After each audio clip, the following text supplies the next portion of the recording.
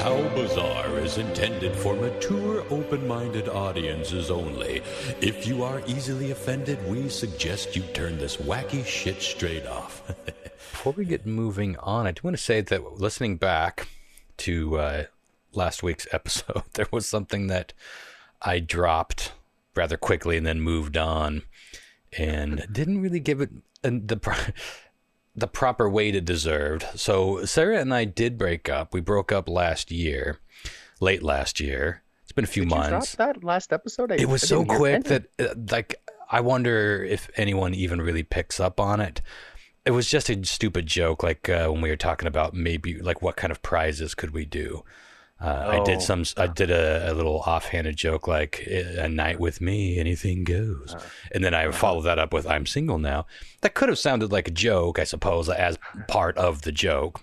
As I'm one to do. Well, if you guys didn't pick up on it, then although you guys already knew.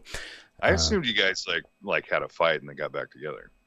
Oh, yeah, no. I suppose I hadn't really talked about it. But no, we just broke up in, I guess, early November of last year. And, you know, she still lives in the first floor with her kids.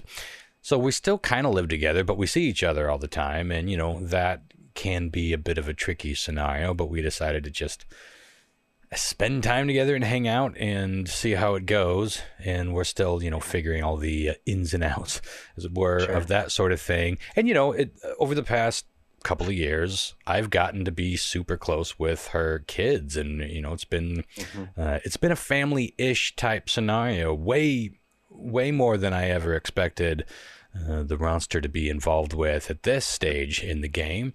But you never know how life gonna come in, and you know who's gonna sweep you off your feet. And I adore those girls, and so there's an interest to continue that.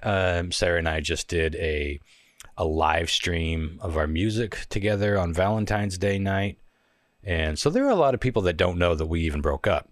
Obviously some of you on this very podcast, but it deserved a little bit more than just like a throwaway, oh, I'm single now. That was the first mention of it. And because Sarah, you know, we've been hanging out ever since, Sarah's name comes up all the time and will continue to for a good while anyway, I'm imagining. And so that might have caused some confusion, or maybe, you know, it just went over people's heads altogether, but it did seem proper to give that a bit more respect than just a little toss out, like, and then someone be out there like, wait, what? That's it?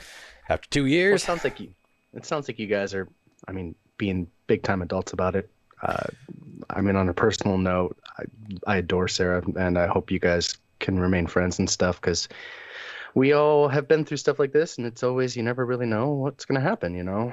Yeah, it's tough because there are things you want to do. You know, it's easy to say, well, we can do this. We can remain friends. We can remain close. We can live together. Even though we don't really live together, you know, it is possible to never see her ever. If we needed that type of space, you know, it's the way the house is set up, as you guys know. Its own entrance, different everything. Yeah, there's no stairs even that connect us. If you want to go down to that apartment. It's like an apartment. I mean, it is an apartment. It's completely separated. Yeah. So that is a bit easier to deal with than if we were literally under the same roof, I think. But you know, you never know how things are gonna go, and it's one of the benefits about when you break up and you don't. Sometimes you need to split. You need to go away from each other and just process. And you need. And there's a part of kind of sticking around in each other's world. It's a trade-off. They both have a trade-off, because one of the benefits, of course, is that you're still, especially during fucking COVID shutdowns, it's nice to still have somebody to talk to and be around. And you know, we've continued to watch Survivor, and I've been laying on the Shakti mat, which we can talk about maybe in just a little bit. There isn't a huge update, but a little update concerning Christopher's endeavor with the Shakti mat. But then another trade-off is like when it's hard to have clear boundaries with that sort of arrangement. But we've done pretty well with it, and I think a lot of people would not do well with that. And because we have done things like work on music together, and sometimes the kids will come upstairs and we'll hang out for a while, or I'll go down there and bug them for a bit.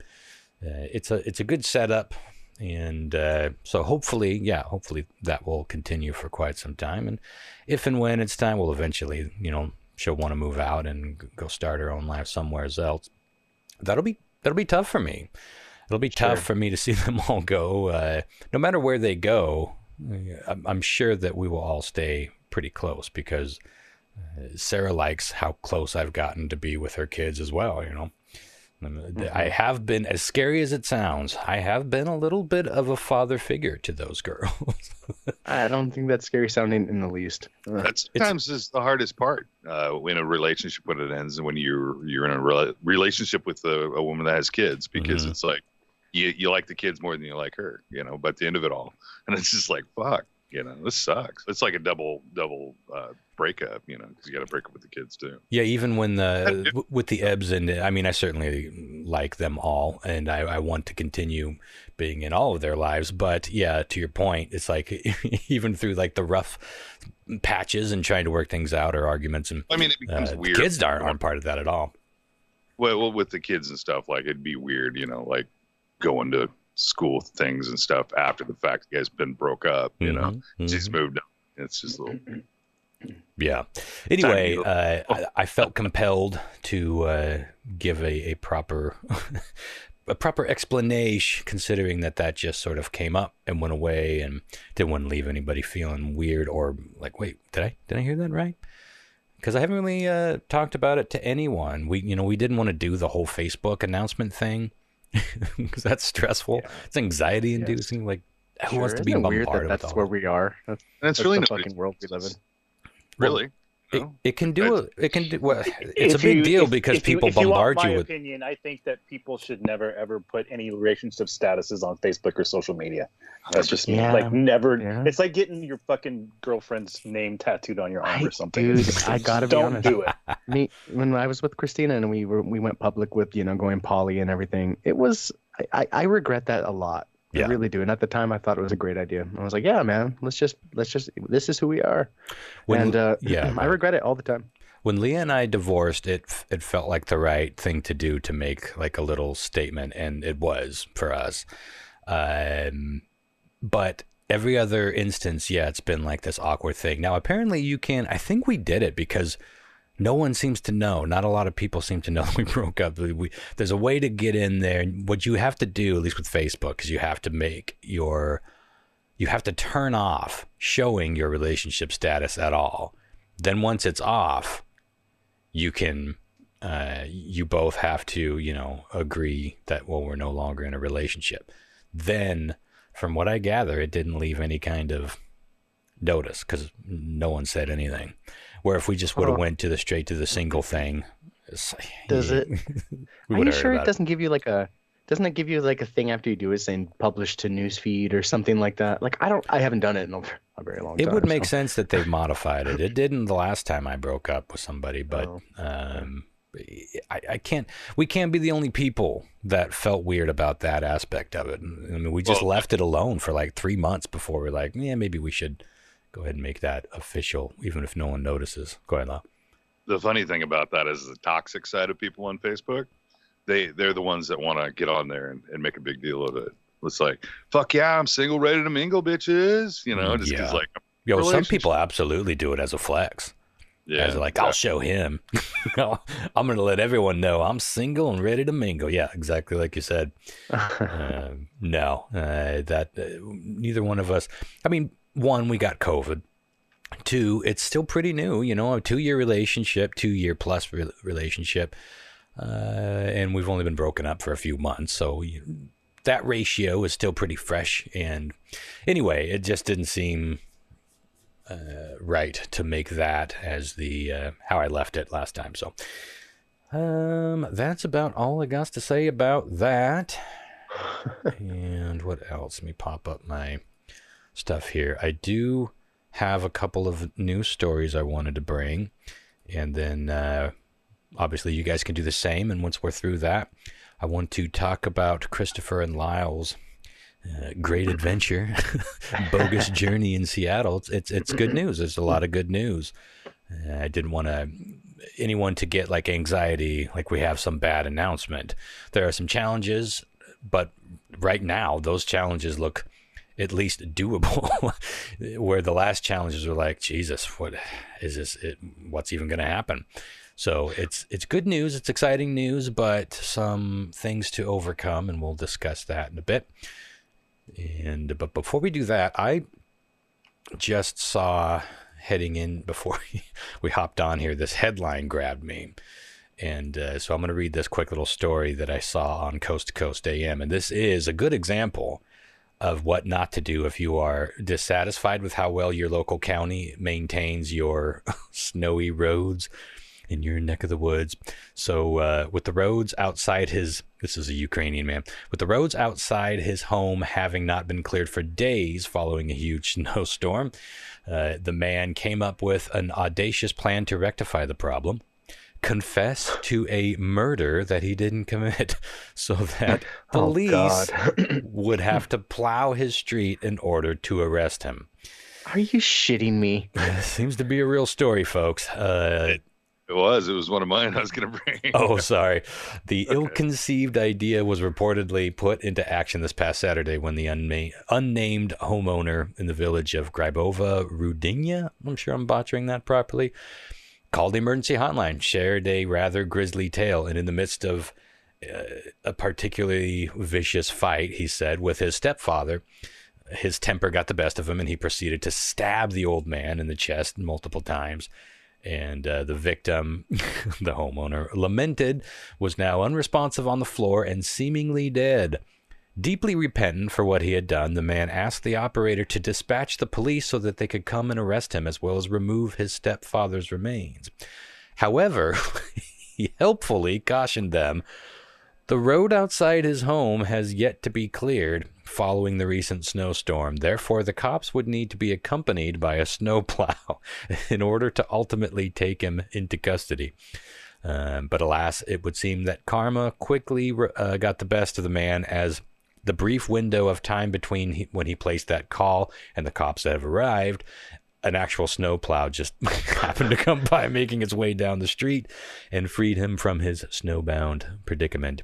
And when the cops got there, he obviously explained the situation, and they were relieved that there was no dead body to deal with, but they did have to file or press charges against him for filing a false police report.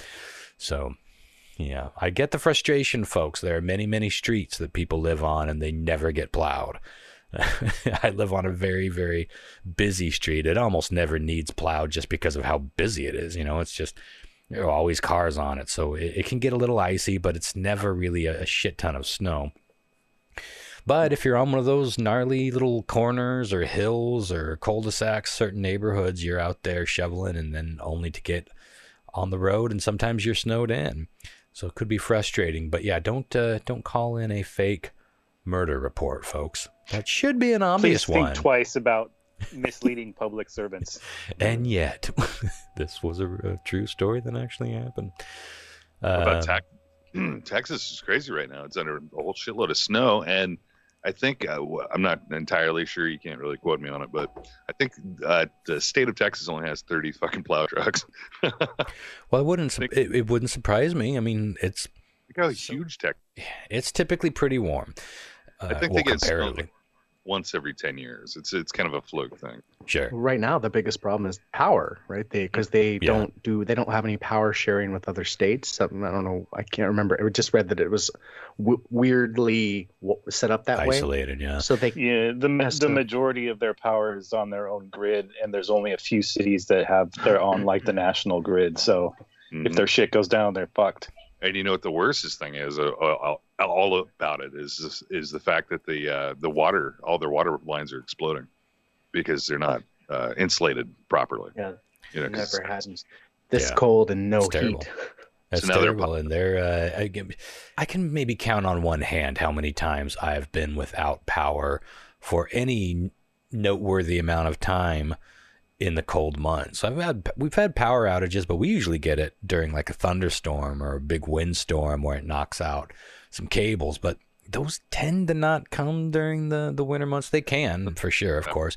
And that's happened. We had a doozy of a fucking storm back in 2011 or something like that. One of the craziest fucking storms. It was as close as we usually get to anything like a hurricane. But what a nightmare it would be to just be, like, just imagine getting out of your bed and stepping into almost outside temperatures. And that's what it is for a lot of people, depending on how well insulated your home is. And 24 hours of that, and you're just fucking freezing. You know, you're like boiling water and sipping it to stay warm, and suddenly you're back in the fucking dark ages. You don't have power. Yeah, you're lucky to be inside, but that's a rough winter. So hopefully they get that restored. We are spoiled in a lot of ways up here. I just did a story for the Comet magazine.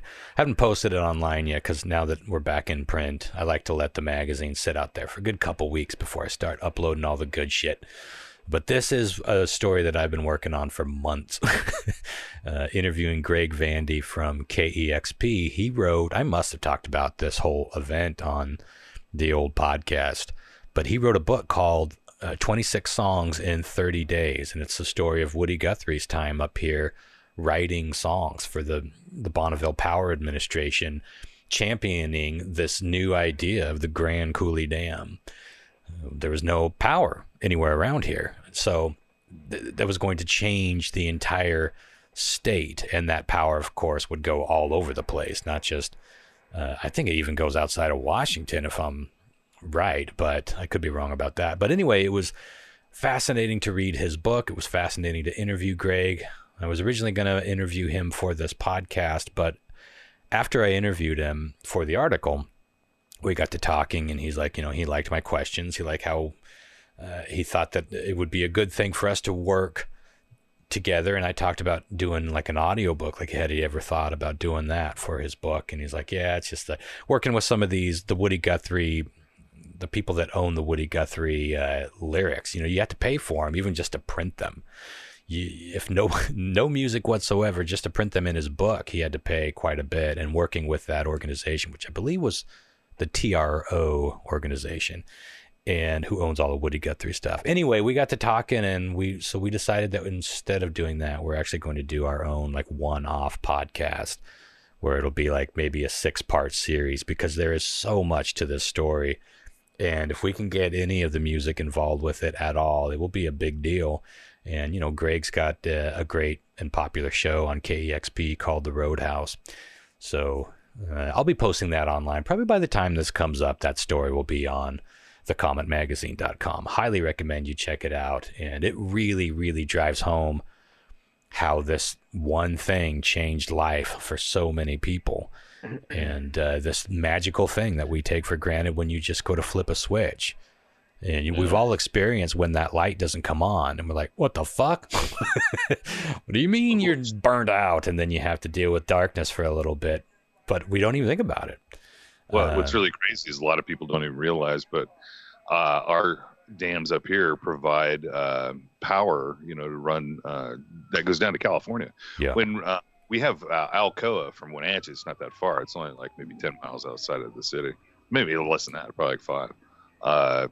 But, you know, it's a huge smelter for aluminum. And unfortunately, the way it turned out with Alcoa is that they were, you know, times were tough, and aluminum was more expensive to make than it was worth. So what they were doing is taking all the power that it was using for those smelter pots, and they were selling it down to California. And so it's pretty crazy. I wasn't following that story when it was going on, but I wish I was doing the Comet at that point. Probably would have made me pay more attention to it. But anywho, yeah. So, and it's one of those things where it's just like we have a very unique power grid here, and we're surrounded by dams. I mean, this part of the state is nothing but Columbia River, from the Grand Coulee Dam all the way down to Rocky Reach. You know, Wenatchee, this tiny little town, has a dam on either side of it. And I don't know, I never know where the power is being routed to, where ours is coming from. But one of the many controversial things about the dams are controversial. You know, they do a lot of ecological damage. They do a lot of hardships to people that were there before. There was a thing called the Ceremony of Tears that we talk about in the story, where the natives that that lived in that area basically forever knew that when this dam was going to be built, that their entire villages were going to be flooded, including burial grounds. And so they basically showed up to, while they were laying cement, and they had their own little ceremony called the Ceremony of Tears. That was basically mourning their ability to fish for salmon on their own property, the ability to even just stand at the burial site of their ancestors. It was all going to be put underwater, all in the name of progress. So it's all a very complicated issue. And we just kind of take it for granted now, because it's just magic. You just flip a switch and you don't have to think about it. Yeah. If you've never seen this dam, do a Google for Grand Coulee Dam. Yeah. I think only the Hoover is bigger in terms of the United States. I could be wrong, but it's fucking giant. And Woody Guthrie was hired by the government to go This was the guy that had "This Machine Kills Fascists" written on his guitar, which was a very controversial statement, believe it or not, back in the 30s, 40s, and even more controversial was Woody sometimes aligned himself with the Communist Party. Now, most experts, like we say in the story, looking back on that, those allegiances have been a little bit exaggerated, but he was for the people. You got to put yourself in the Great Depression and look at the oppression that was happening at the time and the police corruption. They didn't have to have a brotherhood protecting each other. They would just smack you upside the fucking head with the baton and whistle away. And also all the corruption in all those police departments that were later brought down when this was exposed. Everyone knew about it. And so imagine coming from that perspective, and then all of a sudden here was this new fandangled thing that people are talking about. Communist Party was just one of many things that Woody Guthrie was just looking for. Kind of like religion, you try them out, you see what works. Maybe you're just searching for something. Woody just wanted something that made more fucking sense to the Tom Joads of the world. Why can't the downtrodden working man who is dedicating his life to bettering his own life and the country, why can't that person prosper? He couldn't understand it. So it's like, maybe, like I feel like today, maybe it's time to try some other shit. But that's a long-winded way of saying he was a controversial figure that the government hired to make propaganda to sell the people on public power. It's a fascinating story. And hope you all read that when it comes out at thecometmagazine.com. Anywho, another crazy thing too about the dams. It wasn't also the American Indians that lost a lot of stuff, because just downriver, we have a thing called the Spanish Castles, or Spanish Castle. Spanish Castle. Or Spanish-looking castle that was built in like the early 1900s. And when the dam was built, it pretty much put it underwater too. Yeah, well, every time we dam, Rocky Reach put the original town of Iniat underwater. You can go. I remember when we grew up playing in the park down there. If you wade out into the water far enough, you're standing on old parking lots. You'll look down and see you're standing on asphalt, and you can even see the old like parking lines. And really eerie. But the town went all the way down into the flats. And when we dammed it with Rocky Reach, that all went underwater. And the town of Iniat had to climb to the hills a little bit more. Always a trade-off. But can you imagine life without it? So it's a crazy, crazy story. Anywho, were we going to get to... Chris, did you want to do your What Are We Watching segment? Because I actually have something that goes nicely with that. It's not on yet, but I wanted to bring it up. Yeah, man. I'd like to start a semi-reoccurring segment called What You Watching. We always are watching interesting shit and sending texts about it, and I try to keep up with John Mark's recommendations. I try. But I've watched some interesting stuff too, and I'd love to just, quickly around the table if you've seen something cool worth a watch and why, Yeah. Or I like it. In your case. We used to do this quite a bit, but we kind of got out of the habit of it. Before we move on, I do got to say, I have so many people both on social media and just texting me, or in general when I have conversations with him, tell me that John Mark is bankable with his recommendations. Like if he suggests it, they'll be like, I hate that actor, I hate that director, and I hate that topic, but I'm going to watch it because John Mark suggested it. And I agree. And Sarah agrees. It's like everyone just thinks John Mark has perfect fucking taste. I don't know how that happens. Now, if only he'd get people to listen to Wizard. That's crazy. Gizzard and the Power Lizard. Right? I wish I could do the same thing with my musical taste, but I don't think that's happening ever. It's a bit different with your music taste. Not that it's bad. Don't get too encouraged here, John Mark. I'm still trying to keep up with all of your recommendations. You recommend a lot of stuff to us, and I love it. But I'm always like, fuck, I'll never get to that. I just know it. Yeah. There's a lot. I don't know how you guys. Well, yeah, I know how you see it. You just choose to see it. I'm watching. There's something on, or either music or crime shows, and we're gonna go a bit more into that in a little bit. But so it's just a choice. And I'm well caught up on iCarly and Saved by the Bell, so I could just replace that with any of these stories. So what are you guys watching that you would like to share with everybody? Well, I watched a couple of documentaries lately. One of them, John Mark recommended. It was The Vanishing at Cecil Hotel, which is a story we covered pretty extensively. I don't know if we did a whole podcast about it, but... I don't remember... Was this 2013 or 28? It's 2013, right? 2014? God, was it that long ago? Yeah. I suppose it would be, just by going by the timeline. I don't know if we... Hotel Cecil spoilers ahead. I don't know if we talked about it.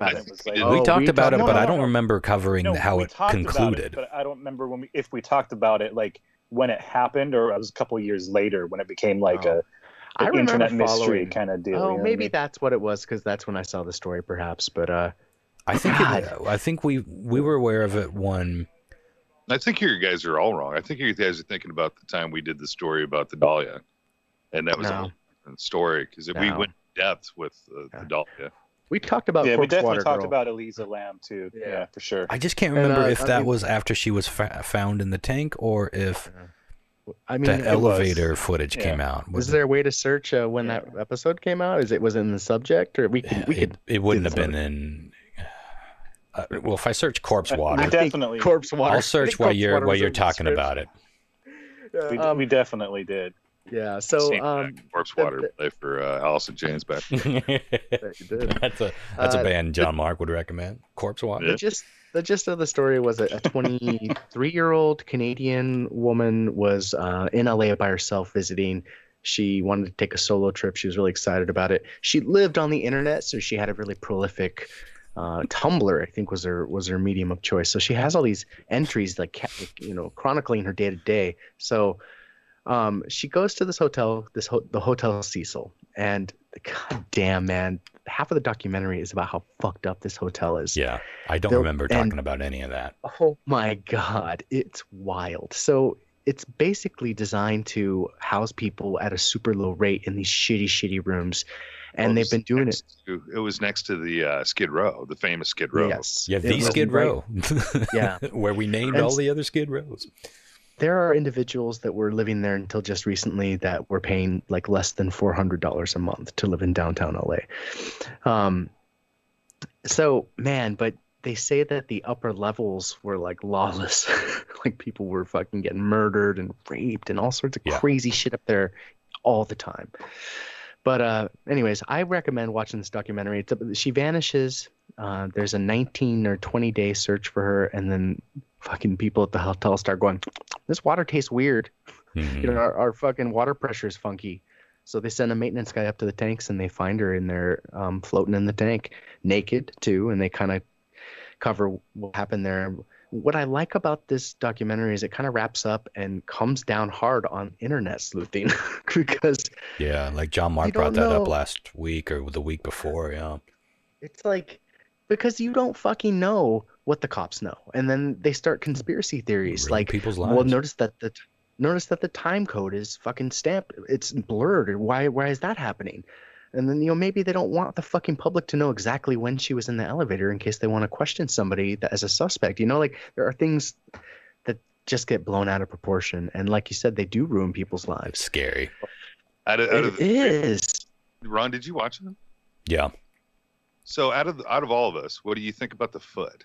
Do you think the foot was real in the video footage? I never saw that foot. was her foot. I just thought it was just like that was her foot. It was so blobby. She spun on her heel.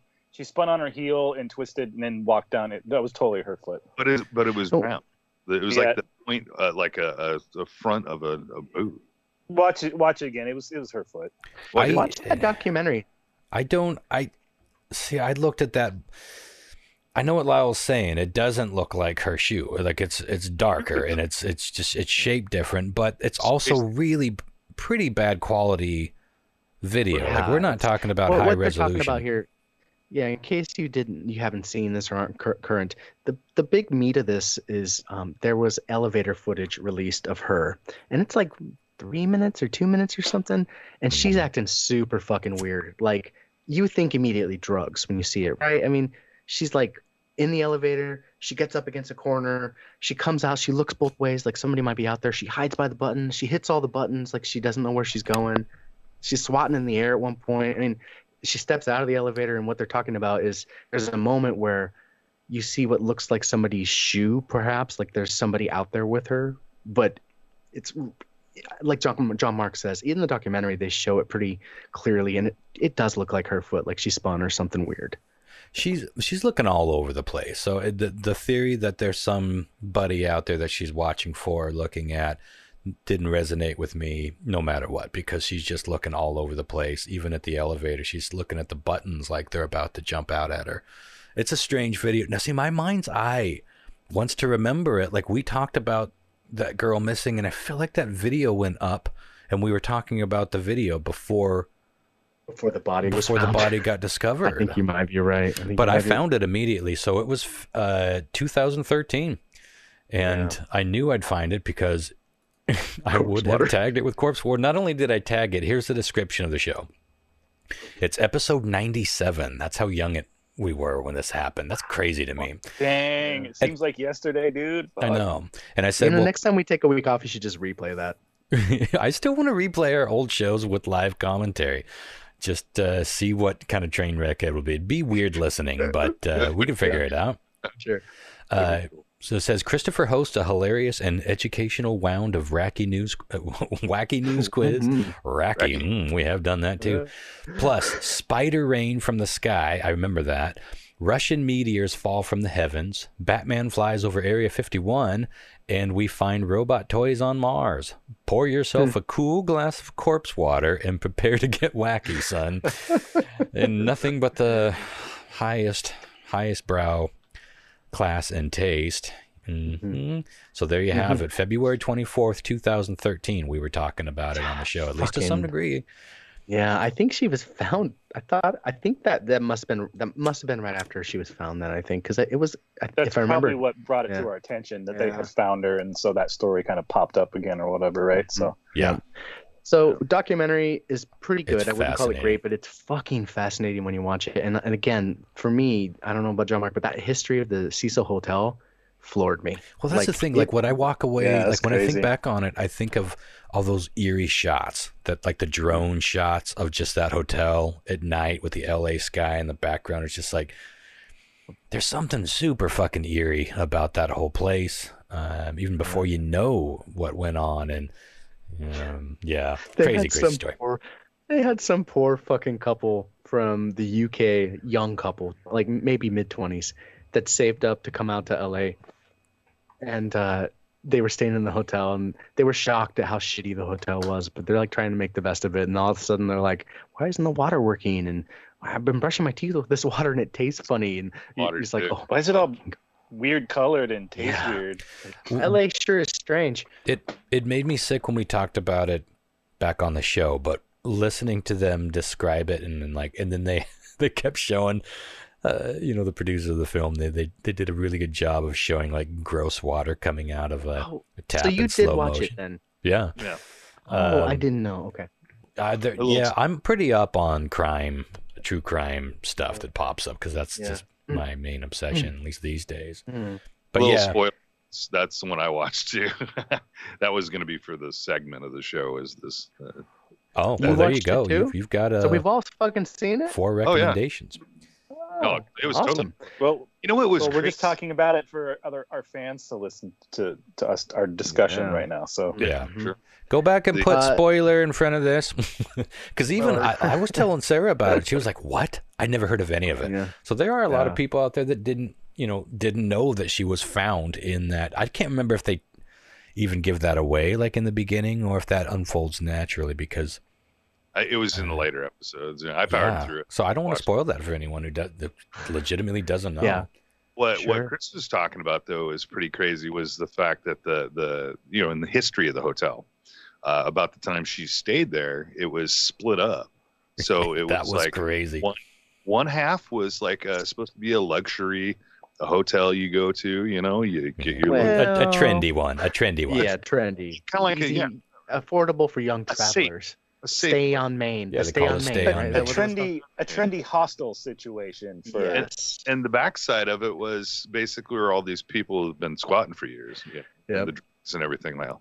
The crazy part about it, which was kind of inflicting my decision when I was watching it, was the fact that they intertwined with Yeah, each they other. had to share the same Well, elevator. Just the elevators, yeah.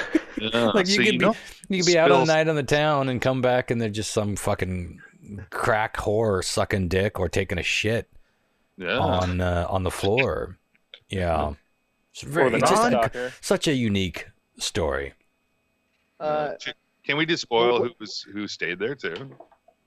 Yeah. I think I just did. I suppose we can. I mean, we want to leave something for people to discover. Yeah. But- I mean, you don't have to. I mean, just Well, You you should can watch name the one that I think you want to know. Well, there's a few. Yeah, the Night Stalker. yeah. Go ahead and say it. I'll just I'll be sure to go put that spoiler warning. Yeah, well, the Night Stalker was living there, not during the time of the murders, but like he had a little spot there. He was changing his bloody clothes after killing somebody in the alley behind the hotel, by his In his own words. And then he'd walk to his room in his bloodied underwear and hop in the shower or just go straight to bed, and no one ever batted an eye. That's the kind of place that this was. In downtown Los Angeles, it's fucking insane. It's like one of these crazy, creepy little hole-in-the-wall places that you see in like a David Lynch movie where you're like, come on, there's no place that's that shitty. Surprise. Oh, but there Surprise. is. No, and shittier than you could ever imagine. Like, can you imagine what was going on in that one building? Everything, like everything was happening. Well, It it's was all gone bad. now. Just spoilers. I think it's gone. I think they Ghost Adventures went in there and they were going to do one episode in there and then they're going to tear it down. Are they? Actually, I don't remember hearing somebody that. bought it and they're going to renovate it. Yeah. Yeah, that's what I thought was going to. Well, that's I guess the same thing. That's that story. Well, the way that the gal that worked there forever talked about it sounded like they were going to keep the building and just like completely renovate it and like She was They went interesting. into, like- She was an interesting woman. That poor fucking What woman. an interesting life she. You could tell she was a little, not defensive, but it's like that's a tough spot to be in because everyone was looking like at the hotel. What's the matter with you? Did you guys alter the fucking footage? They're all going after. And it's just a strange story.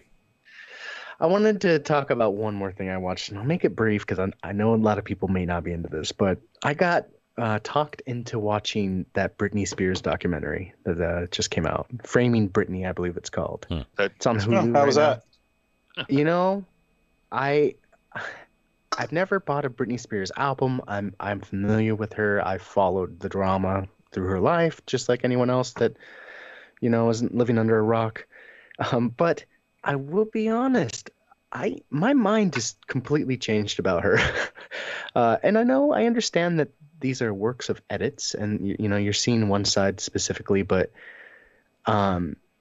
what's happened to her is fucked up. It's Is it like really about her weird. conservatorship or? Yes. So I mean, the first half of the documentary is of like, in order to understand the story, you're going to need to understand who Britney Spears is, and they take you on like the life journey of her, and that was great. It was really fun to watch. Like, I mean, she was on like 10 years old on Star Search with Ed McMahon. Yeah, I and watched singing, that. and you're like, holy shit. Yeah, and it's crazy. But what's fucking even more crazy? Ed McMahon leans down and says, "You got a boyfriend?" And she's like, no.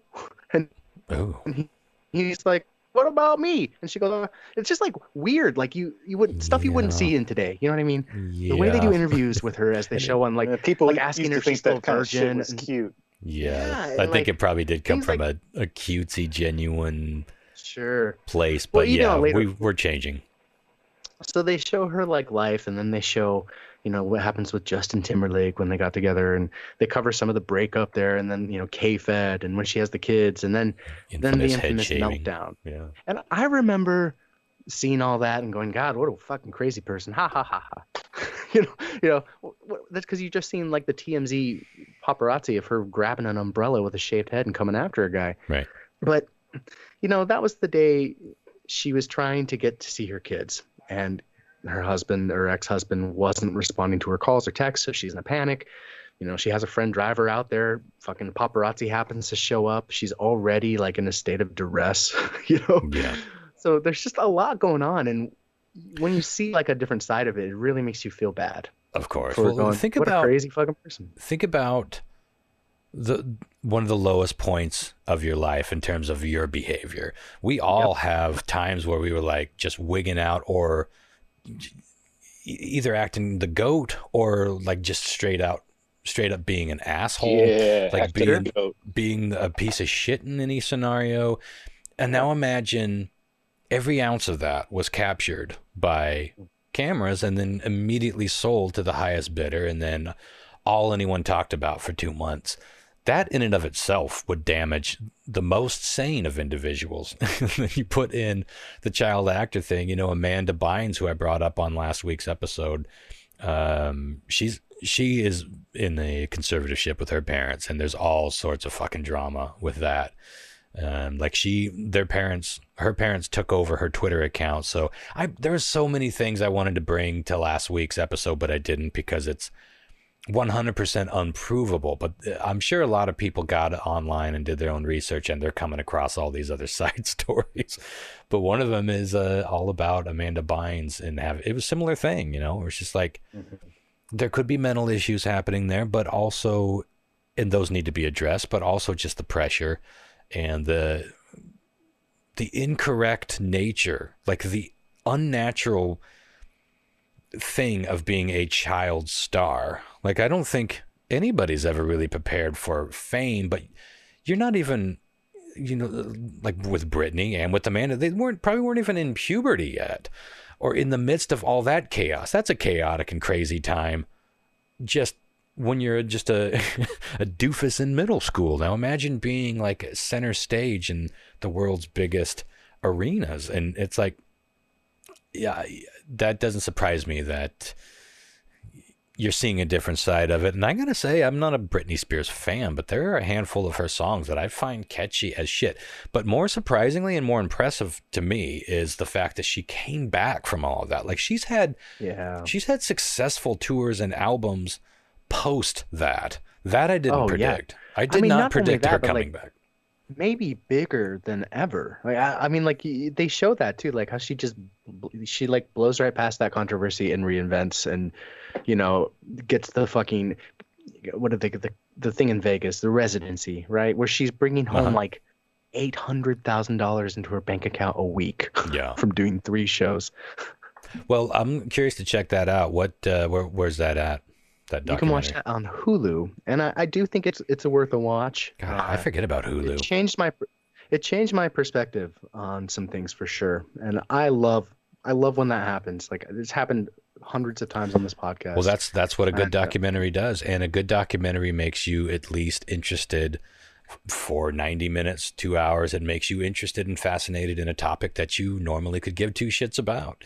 You know, good documentary is a good documentary, whether it's about some interesting car designer or a football scandal, you know, or a biopic about some rock star whose music you don't care about. It's I guess Netflix is doing I guess Netflix is about to release their own Britney Spears documentary as well, which I thought was fucking fascinating. We live in a world where, like, remember it used to be movies, like Volcano or Earthquake. We get 2 of the movies. Now we're getting like 2 documentary series. Yeah. True crime and gossipy Hollywood drama stuff. Seems like that's always been popular, but it's crazy popular right now, especially true crime. They're cranking these things out as fast as they possibly can. And they're stretching them out, like the one about that Nexium cult. I thought that documentary series was, like a lot of people, I thought it was way slower than it needed to be, and I thought they got more in depth. About the Vow, right? That I didn't care about. Yeah, the Vow. Was it the Vow? Yeah, There's I'll two watch of that them. too. And then there's another one actually one of called the girls did it sucks. Seduced. Seduced, Yeah, I didn't see that one. Stars or AMC or something. Yeah. But it's like one of those things where a couple years ago, that just would have been an hour and a half documentary, and I think it would have been fascinating and suffice. But now we're in an age where we need to devour, and so things are being stretched out. And sometimes that makes for a slower story, but sometimes it's like, fuck yeah, give me every ounce of detail. That's why you get to know the hotel itself as its own part of the story instead of just like a 10-minute encapsulation, and then you move on to the rest of the crime story. It's kind of a fascinating time to be into this sort of thing. But speaking of Netflix, what I wanted to bring is this brand new news. I think there was rumors of this project last year, but Netflix has officially announced that Tim Burton is going to direct a new Wednesday Addams show. Live action, yeah. Yeah. A coming of age story, right? That's what it says right here. Let me just read this little snippet. I think this might have been from Variety. Coming of age comedy written by Smallville creators Al Gough and Miles Millar, and to be directed by Burton, is a sleuthing, supernaturally infused mystery charting Wednesday Addams' years as a student at Nevermore Academy.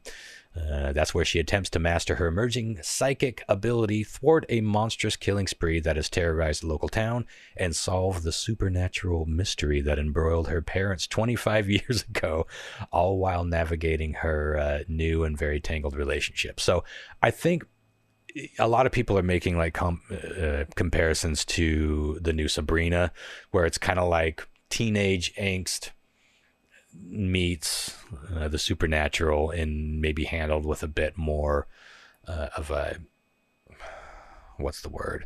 Not so cutesy and not so little kidsy, like because we can handle those things now. But they haven't announced a date, but 8 episodes have been promised. And I'm guessing the way these things go now, by the time they're releasing it, it shouldn't be too far down the road. I'm looking forward to that. A Tim Burton television program. Dying to see how that goes. Mm-hmm. Little fun fact: you could actually go on like Google and Google Images, and Google the set of the original show, and they have the pictures of it in color. Yeah, it's weird. It's all pink, isn't it? Yeah, it's crazy. It's cool. Yeah, the insides were all pink because they tried different shades of gray, and black and white is funny the way it films. It doesn't necessarily read the way you would have thought. And you got to experiment. That's why when Alfred Hitchcock did Psycho, he had to experiment. They tried red fake blood. They tried ketchup. It didn't work. You guys must know. It's a pretty well-known piece of trivia what they ended up settling on for the blood, yeah? I can't remember what it was. I do know. Hershey's syrup. It was indeed Hershey's syrup. For 2 points, John Mark is already ahead of the game tonight. That doesn't bode well for us. Yeah, they tried everything. And they're like, oh, this is what reads well. And the consistency and where it fades away, that's the key. It can't just be this stark thing, because blood, it's sort of gelatinous, but sort of not. Sort of syrupy, but sort of not. And food coloring just looks too watery. So that's what they I never, until this year, last year, I didn't know that until I started working with like black and white photography. Mm-hmm. The way that like the super pros do it, they change the hue and saturation of a color, and that's how they shift the black and white to get their shades of gray. It's fucking crazy. Yeah, it's really cool. If you put color on it, you wouldn't even know what color was supposed to go where, because it's just so thrown out there.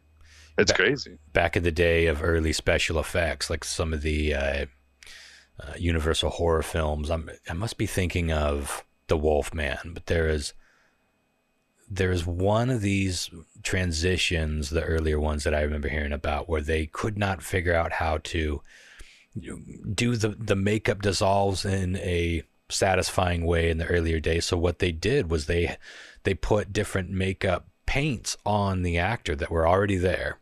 And then they would those paints were different colors. So they would put colored lenses in front of the cameras. And even though the film that was rolling behind those lenses were black and white, the lens still saw through the colored lenses. So then they would just lift the different color, revealing more of the makeup, and then another color, and then that would reveal more of the makeup. So yeah, really cool. And they discovered that pretty fucking early on. That's a way to play with special effects and just tones, even though it's using color. It kind of boggles my mind a little bit. But well, speaking of crime, I'm going to move through these really quick. We're doing pretty good time-wise, actually, but I want you guys to have a chance to weigh in on anything else you want to add. Oh, before we move on, is there any other TV thing you guys want to get through quickly, or what you're watching? Did we cover that? Okay, I can bring some stuff next week. Yeah, perfect. Yeah, this will be an ongoing thing. So God knows I won't have much to contribute often, but this week I did. So I've been watching all these crime shows, and then one day I just watched all the Datelines on. I mean, I didn't watch them all in one day. One day I got through them all. I realized, oh shit, I watched all 29 seasons of Dateline, and now I'm out of them. And that was a bummer, but it auto played the old reruns of Unsolved Mysteries, and I was watching a few and was like, God, what a great show. And what an unsatisfying show in so many ways, because it's an unsolved mystery. And you're like, part of what we love about these true crime stories is that we get to the end and there's an end. So the Unsolved Mysteries thing is really like an unscratchable itch, but I was like, there have to be some scratched itches, right?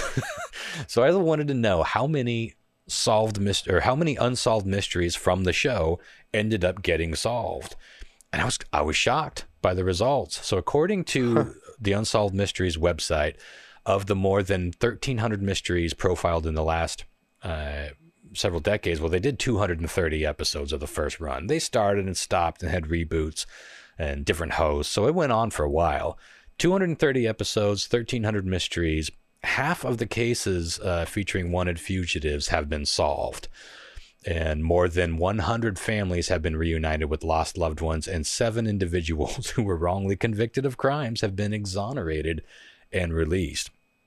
I was like, holy shit, there's hundreds. That's amazing, right? Yeah, I thought so. I would have guessed like maybe there's 20 or 30 that we could say got solved.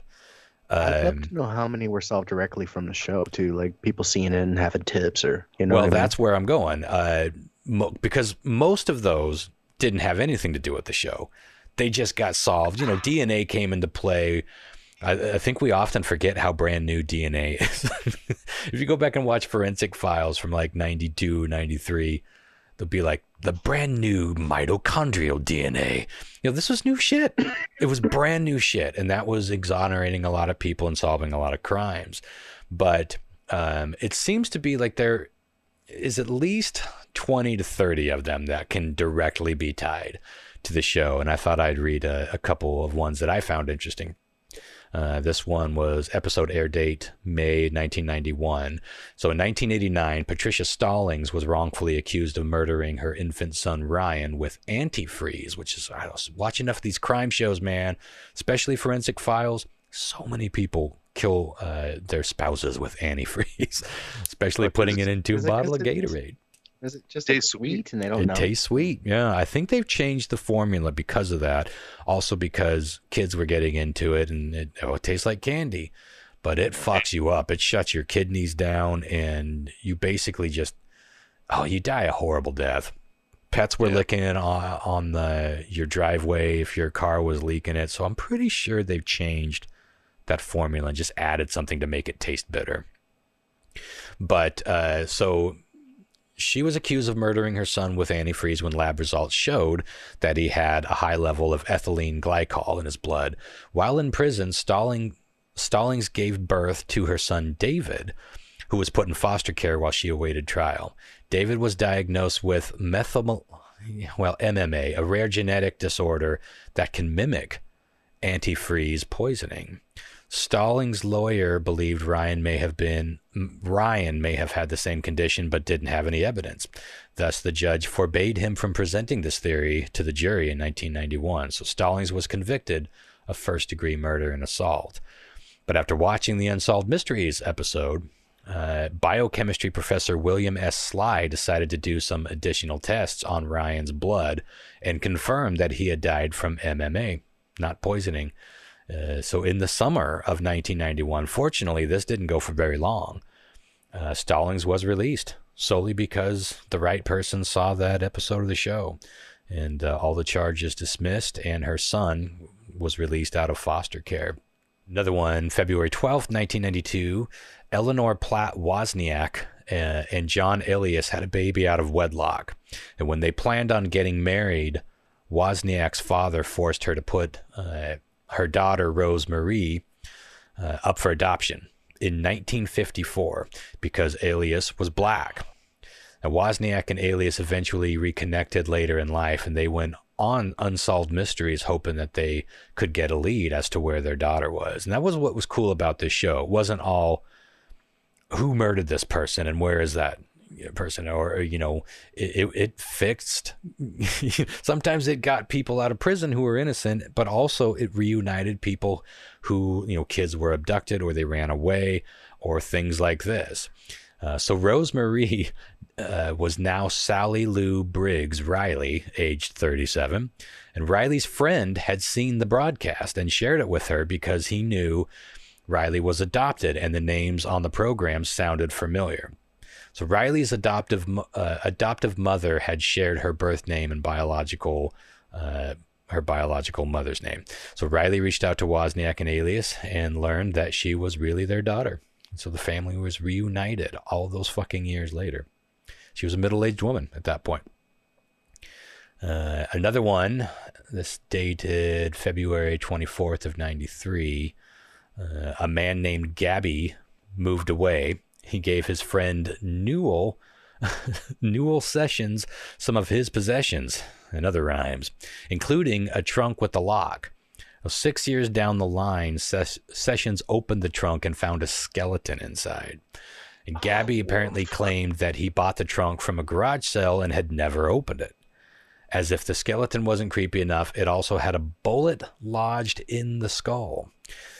The skeleton was eventually identified as Joseph Mulvaney, and after watching a re-airing of the episode, Mulvaney's granddaughter, Shelley Statler, got through to investigators in 2017, like a rerun all those decades later, and she noticed that the sketches on the show resembled her grandfather, whose disappearance had been a big part of her family history. And as she got older, she became more interested in the case, and Statler believed that in 1960, her grandfather had been shot and put in the trunk. And the DNA checked out with Statler's mother, and Mulvaney's remains have now been laid to rest by his family. And as it turns out, Gabby, who was John David Morris, was her uncle and Mulvaney's stepson. But Morris later died by suicide, and it remains unclear how involved he was in Mulvaney's death. Some cloudiness there, some things that didn't get solved, but they figured out who it was, and the family got to give their grandfather a proper burial. That's fucking crazy. Like, you would have that as your family story. That's such a strange thing. Just be like, yeah, my aunt disappeared in 1972. And, some people had that experience, and then they found out, as it turns out, he was an unknown victim of fucking Ted Bundy. Nuts. Yeah, go ahead, Lyle. Creepy family heirlooms there. And how would you not open a trunk? Just pick that motherfucker. Especially you could tell that something was rattling on the inside like a skeleton. Like all them bones. Yeah, good Lord. A couple more here, and then we'll move on. This was on November 22nd, 1996. Daphne Boyden, 17, had just given birth to her son, Lejean, weeks before she was killed and set on fire. Lejean was gone after the tragic incident. Neighbors reported seeing two girls leave with the bundle, but it would be 6 years until Lejean reunited with his family. In 2002, police in Vallejo, California received an anonymous tip on the case after a rebroadcast of the episode on Boyden led them to investigate a 22-year-old named Latasha Brown, who had been raising a 6-year-old boy in Vallejo. And shortly after she shot his mother, with the help of a friend, Brown had obtained a fake birth certificate for him. So just killed the woman, took her son. I don't know if doesn't say what the details of the story were, but I find it's interesting when that happens. Like that first story, that just happened, like someone saw it when that show aired and it got resolved. But some of these are decades later and they just happen to be like, just like channel surfing and like on Spike at 11:30. This comes on and you're like, holy shit, putting it together. I find that amazing that this show is going to continue to do that, including this final one, which was in season 6, episode 23.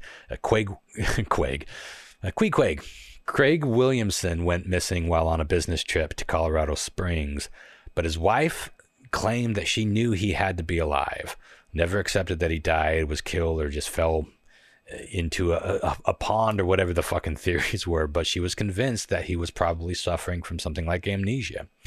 Like he just wouldn't leave and there were no signs. But sure enough, decades later, Williamson saw a rerun of the Unsolved Mysteries episode about his own disappearance. And he recognized himself. And as it turns out, he claimed that he had been beaten nearly to death by 2 men. He was like jumped and he couldn't remember anything else. They took his wallet, they took all his information, and he didn't even know who his wife was. So it took whatever life he was living was probably fairly vagrant or transient based. And but he was reunited briefly with that wife, but they did later divorce and remained friendly. But you got to imagine, I mean, people that know me really well say that there are subtle changes in my activity and my personality when I was in my car accident. So, but I knew who I was. You know, I wasn't so injured that I didn't know anything anymore, and then I had to relearn who I was, which is what it sounds like Craig Williamson had to do. But anyway, so that's a few out of a few dozen that were directly solved because of the show, and I think that's really fucking impressive. And it's the power of the rerun, because a lot of these happened way after the fact. So keep on watching Unsolved Mysteries, folks, because I was watching that today just thinking, God, I should pay attention, especially anything involving Washington State or, you know, Oregon or Vancouver, anywhere in the Pacific Northwest. You just never fucking know. You see a picture of somebody who's like, that looks like a younger version of my boss, or that looks like my girlfriend's dad. It's like, you know, and you just start tracing back all the things. You make one phone call and suddenly you've solved the golden mystery. Something you might be interested in is Mr. Pilates. What is it? A 411. It's a book series, and I think there's 9 of them in total. But they're a lot of them are based in Washington State. But they're missing cases, people that get lost out in the woods. Yeah, and it's kind of leaning towards a little bit maybe Bigfoot, maybe a little bit something else, because there's just incidences that just don't make sense. There's a movie you could go watch, like the movie of what is it, 411, but it's 411, but there's like 9 books, and they're just like, the thing is that they're a little bit difficult to find. I think if you go to Dave Pilates' website, you could get them at a reasonable price. But if you try to like buy them on Amazon, they're like $200-300, which is a complete ripoff. But yeah, go to Dave Pilates' website, and I think they range for about $20 to $30, something like that, a book. But there's one that's specifically Pacific Northwest. Yeah. He also does a lot of stuff with them Bigfoots. Wow, these are just they disappear. You know, it's nuts. They find like these little kids that they're one time they're in camp, and the next thing you know, they find them 20 miles away up on a hill. You know, they don't know how he got there. You know, crazy stuff like that. Yeah. So it'd be interesting.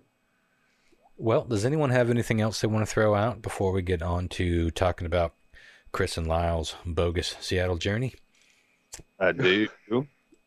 Did you know that if you go down that old highway of Night Nashville, Area 51, which you've been there, you know the old black box that Black doesn't reside mailbox. there. Uh-huh. Yeah, the black mailbox. Originally, it was white, and the ranchers that own it, possess it now, have decided to put it onto the market. Can you guess? I think it was originally black, and they painted it white. But yeah, it was originally white, I think, and then they literally took it down, and then they put something else in its place because of security reasons. Yeah, and when I was there, everyone had graffitied all over. Sure, but this one was kind of like, they had to replace it and take the original one down because of people getting into it. Yeah. So the original one you probably might have seen. Originally it was white, but all the graffiti is still on it. Yeah. Can you take a guess on how much they want to auction it off for? Boy, that's a pretty famous fucking place. I would say 100,000. John Mark? Chris? I don't know. 20K. Well, you guys are way low. You guys just lowballed it as hard as you could. $1 million? I'm gonna fucking use that on you next time you give me some shitty news quiz answer. Lyle. You fucking lowballed it like a little bitch, Lyle. Like little bitches. It was 4.5 million. Is what it's holy shit. Yeah. So well, maybe somebody from Tool will buy it. Listen, when you're talking about, yeah, that's insane. But when you are talking about a holy relic in the world of Alien and, Art Bell, and Bob Lazar, and this whole crazy fucking story that's been turned into so many movies, so many songs, so many bands, so many disco clubs based around Area 51. And yeah, I got to be honest, when I went out there and stood in front of the black mailbox, it was sort of I had seen pictures of all of those places, and that was the reason that became such a big deal, is that the black mailbox is the only thing out there. There's a road right by it, and that road goes to what is it, Bob, was it Meldon? I don't remember these names. It's been a long time since I talked. There's a rancher out there, and people kept fucking and taking his mail because it was a famous box. That's how Bob Lazar told people to go find the spot. Well, he wasn't trying to send people out there. That's where he told Gene Huff and who was the John Lear and all these guys, that was your mile marker out there, the only thing you could see. And I remember standing in front of it and touching it and just seeing all the graffiti and all the messages that people had left, and most of it was hilarious and stupid, but there are some really crazy and interesting and emotional writings on it. Like, this was a pilgrimage for a lot of people, and it was kind of that way for me, not any kind of spiritual level, but I was so into this shit, and I spent so many sleepless nights listening to Bob Lazar on the Art Bell show, and just being out there where all of it was. And it's just an eerie location in general, and there's still a lot of secrety things out there. There's still the white buses that come hauling ass that are carrying Area 51 employees to and fro. There's still the Janet airplanes that carry people in from McLaren. I think it's McLaren is the whatever the Las Vegas airport is, flying in and out. You still see those. Just another non-existent terminal, I believe, is what the Janet is going to be representative of. So, but God, $4 million, man. It would take somebody like 4.5. Adam Jones from Tool could probably afford that. He's a huge Area 51 guy. Sure. They put that infamous Area 51 collar track from Art Bell as a hidden track, or the end track of, I think that was Lateralis, where they put some driving beat behind it, and it was like, they're coming, Art. They're not physical beings. They're interdimensional beings. It's creepy as fuck. And I was one of those kids terrified at night. Well, I was a teenager, but I was up at night, not being able to sleep, listening to that shit. And I can tell you, it didn't help me fall asleep.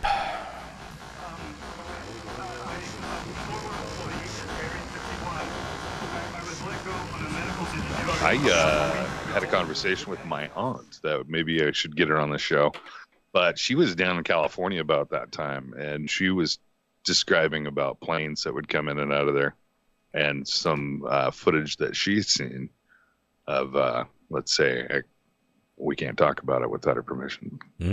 Yeah, we'll get her permission. I'd like to, she doesn't necessarily have to come on the show. You could always do like a separate interview just with her, and then we could play it on the show. Yeah. Well, it kind of, we were just sitting around. When I got to Seattle, I met up with her, and we had sat down and we were discussing some stuff, and it came up, and it was like, wait a minute. I didn't really press it. I just kind of let her kind of spill. But it was crazy. First-hand accounts are kind of the only thing that even interests me anymore. I was thinking about that today. I keep seeing, like, I see all these ghost hunter things that are popping up because of the popularity of the Hotel Cecil documentary we were just talking about. And it's like everyone's talking about the ghost and paranormal aspect of it. And I don't know, 10, 15 years ago, I probably would have been balls deep into that, but I'm just not interested in any of that anymore. I think all those shows and all the shows we've done on it, and God, we've talked about so many stories, seen so many horror movies, and seen so many alleged footages that I just feel like burn out on it all. Even UFOs, and I've seen some weird shit myself, but when someone has a personal first-hand account, I'm always listening. Yeah, I feel that's all kind of an energy thing, And once you go deep in that history of that building, that dark seated, that energy of that hate and that anger. And I believe that at times it could linger, I believe in some version of that too. Yeah. I don't know what it is, but we've all walked into places that were just like, ooh. Yeah, I get squeamish. This is something bad, like a bad energy, 100%. Whatever it is and whatever's causing it. I wouldn't trust anybody that didn't say they don't feel that kind of thing every now and again. The question is, what is it? You ever gone house shopping and like looking in different houses and things, and you just walk into a place and you're like, nope. You're like, someone hung themselves here or something, right? Like, I've been in houses. You don't know what it is. At work, when I used to do heating and air conditioning, I'd go into certain houses and I would feel that pit in your gut, like, dude, something bad happened here. Yeah. We don't know how anything works. I mean, it's just like, who knows what lingers, and not necessarily in a ghost way, but just, energy. I mean, we are energy. Scientists agree we are a type of energy, and what happens when, the pilot light goes out in the old brain stem, we don't fucking know. We don't know if that, maybe it leaks out of us like blood. And it just stains, it soaks into the wood. Who the fuck knows? But yeah, there is it's an interesting thing that so many of us, no matter what we believe, your belief system might steer you in one direction or another.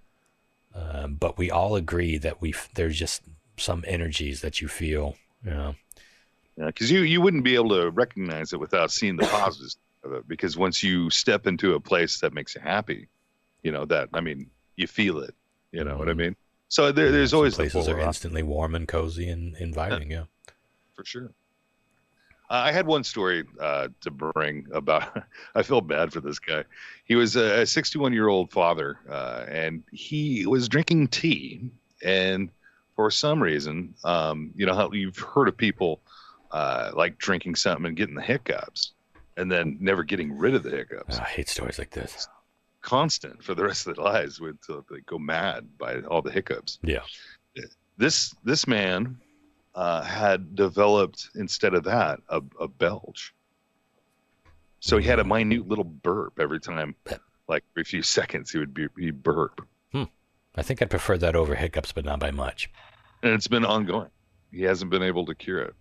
Really? Oh. Truly. They think a lot of this is psychological, but who's to fucking say, man? We've all heard those horror stories of people who have eternal hiccups. His name's Michael O'Reilly, and he can't stop burping. Yeah. Well, hopefully you can turn that into something, because I've thought about, shit like that torments me. It used to. The way my mind works, like half hypochondriac, half just obsessive, on one thought or another. And it's it could be the opposite of like a hiccup, like a hiccup, it's like a hiccup, maybe it's just like, it's the opposite of it. So it's like taking your esophagus it's taking the esophagus and it's pulling it forward, and then it's just trapping air, and then you belching, kind of a thing. Yeah. Oh, this is weird. Well, you get used to anything. You really can. A lot of people have gotten to the point where they thought they would go mad, but then you just get used to it. I remember, this isn't like tit for tat because hiccups is a whole different thing because everyone can hear it. But for about a year and a half, I had a crazy muscle spasm in my left shoulder. And it just started after we went to a road trip to Montana, and as I was laying in the hotel, it started twitching. And about a year and a half later, it stopped twitching. And I thought I was going to go nuts. Did you ever go to the doctor? Oh, yeah. I went, it was one of many neurological issues that I've had, between my paralyzed vocal cord, the weird nerve issues I've got in my arm. It was one of the many things that had me, and even a couple of my doctors, looking for something like multiple sclerosis or, the problem with multiple sclerosis, I mean, the name is your first clue. It can attack you in just about every way you can imagine. And so literally everything could be a symptom of multiple sclerosis. But who knows what it was? Could have just been that I was slightly off on my potassium levels, or I had an injury that was a repetitive injury and I just changed something that I was doing. Still haven't really cured my carpal tunnel-y type thing, but I also never really stopped working for 10 minutes. So there's just things that your body can do that you do get used to. I remember for like the first couple months, I could not fucking sleep because this wasn't just like a little, how when your eye twitches and you're like, ugh. Uh-huh. It wasn't like a little twitch like that. It was like somebody was lightly punching me, like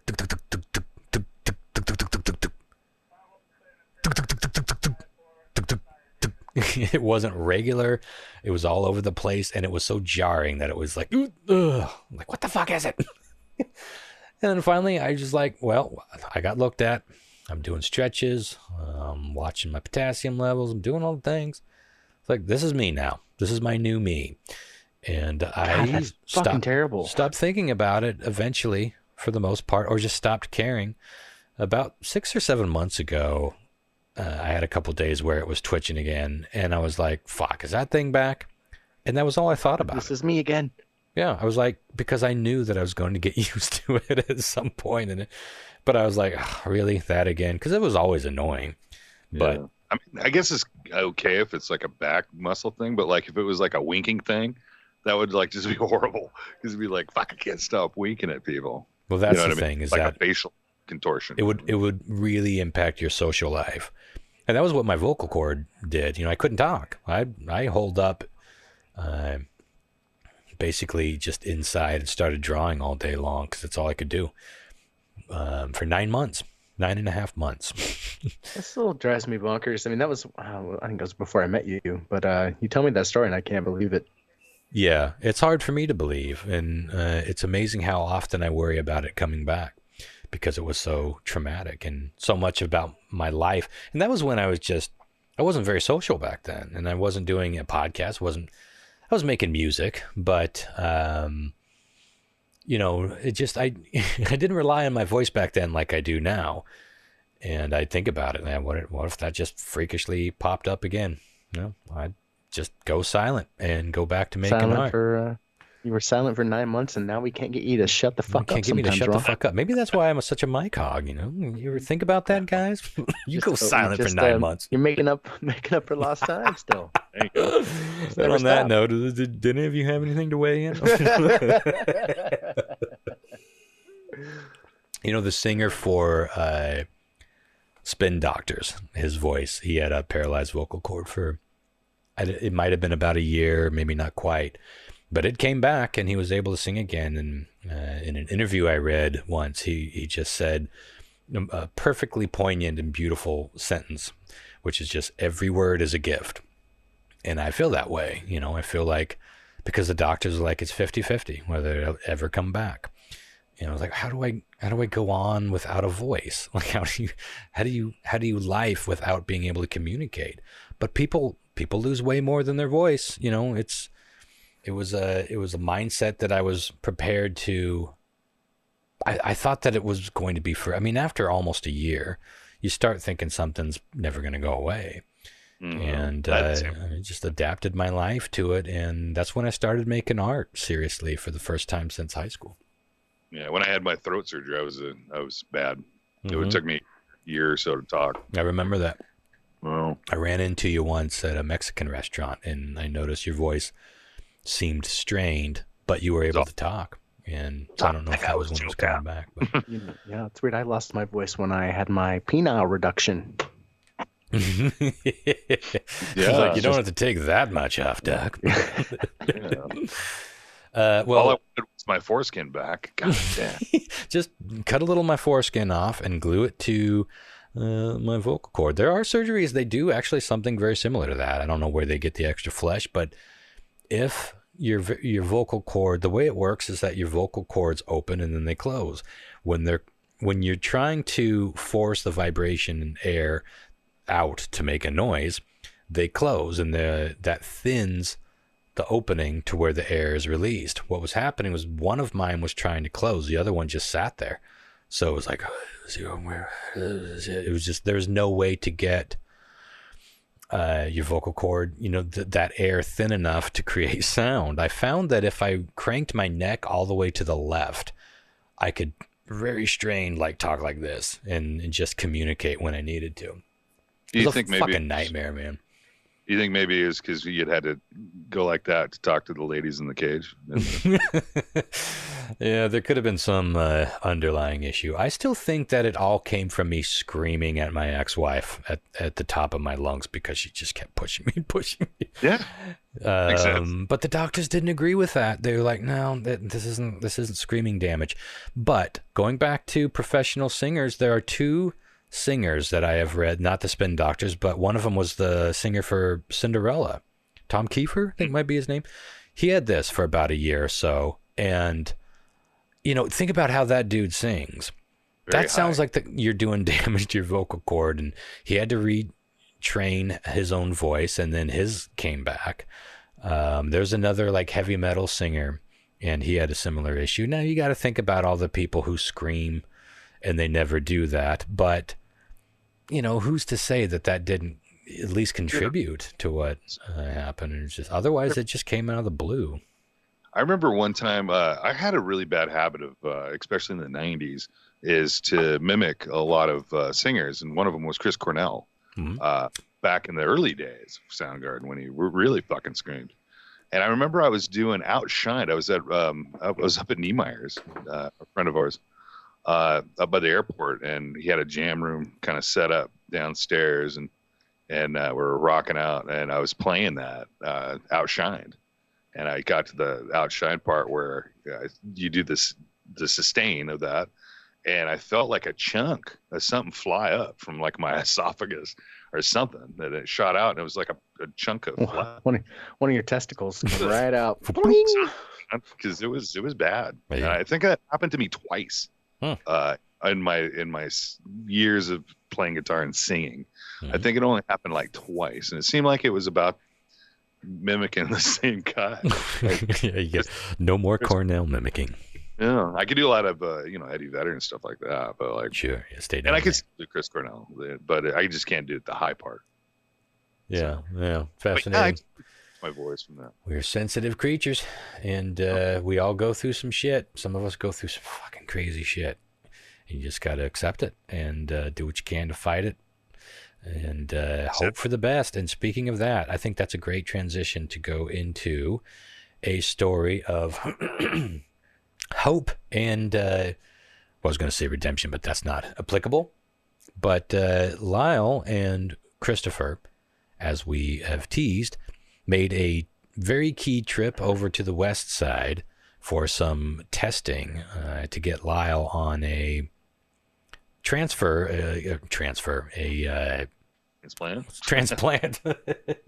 I've been doing too much shipping. I'm in shipping speak. And let's talk about that. Let's talk about the trip. Let's talk about what you guys learned and how things look moving forward. Sure. I got a phone call stating that they wanted to see me over there at Virginia Mason, and I kind of like it when I first heard about it. I was like, and this is a month ago.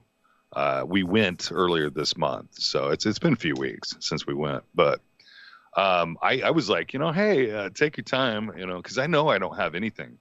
I don't have anything done. You know what I mean? And it's been 2 years. And so like, I was like, you could take your time, and set up an appointment, for a day we could go. And they ended up just doing it early. So we did it at the beginning of February.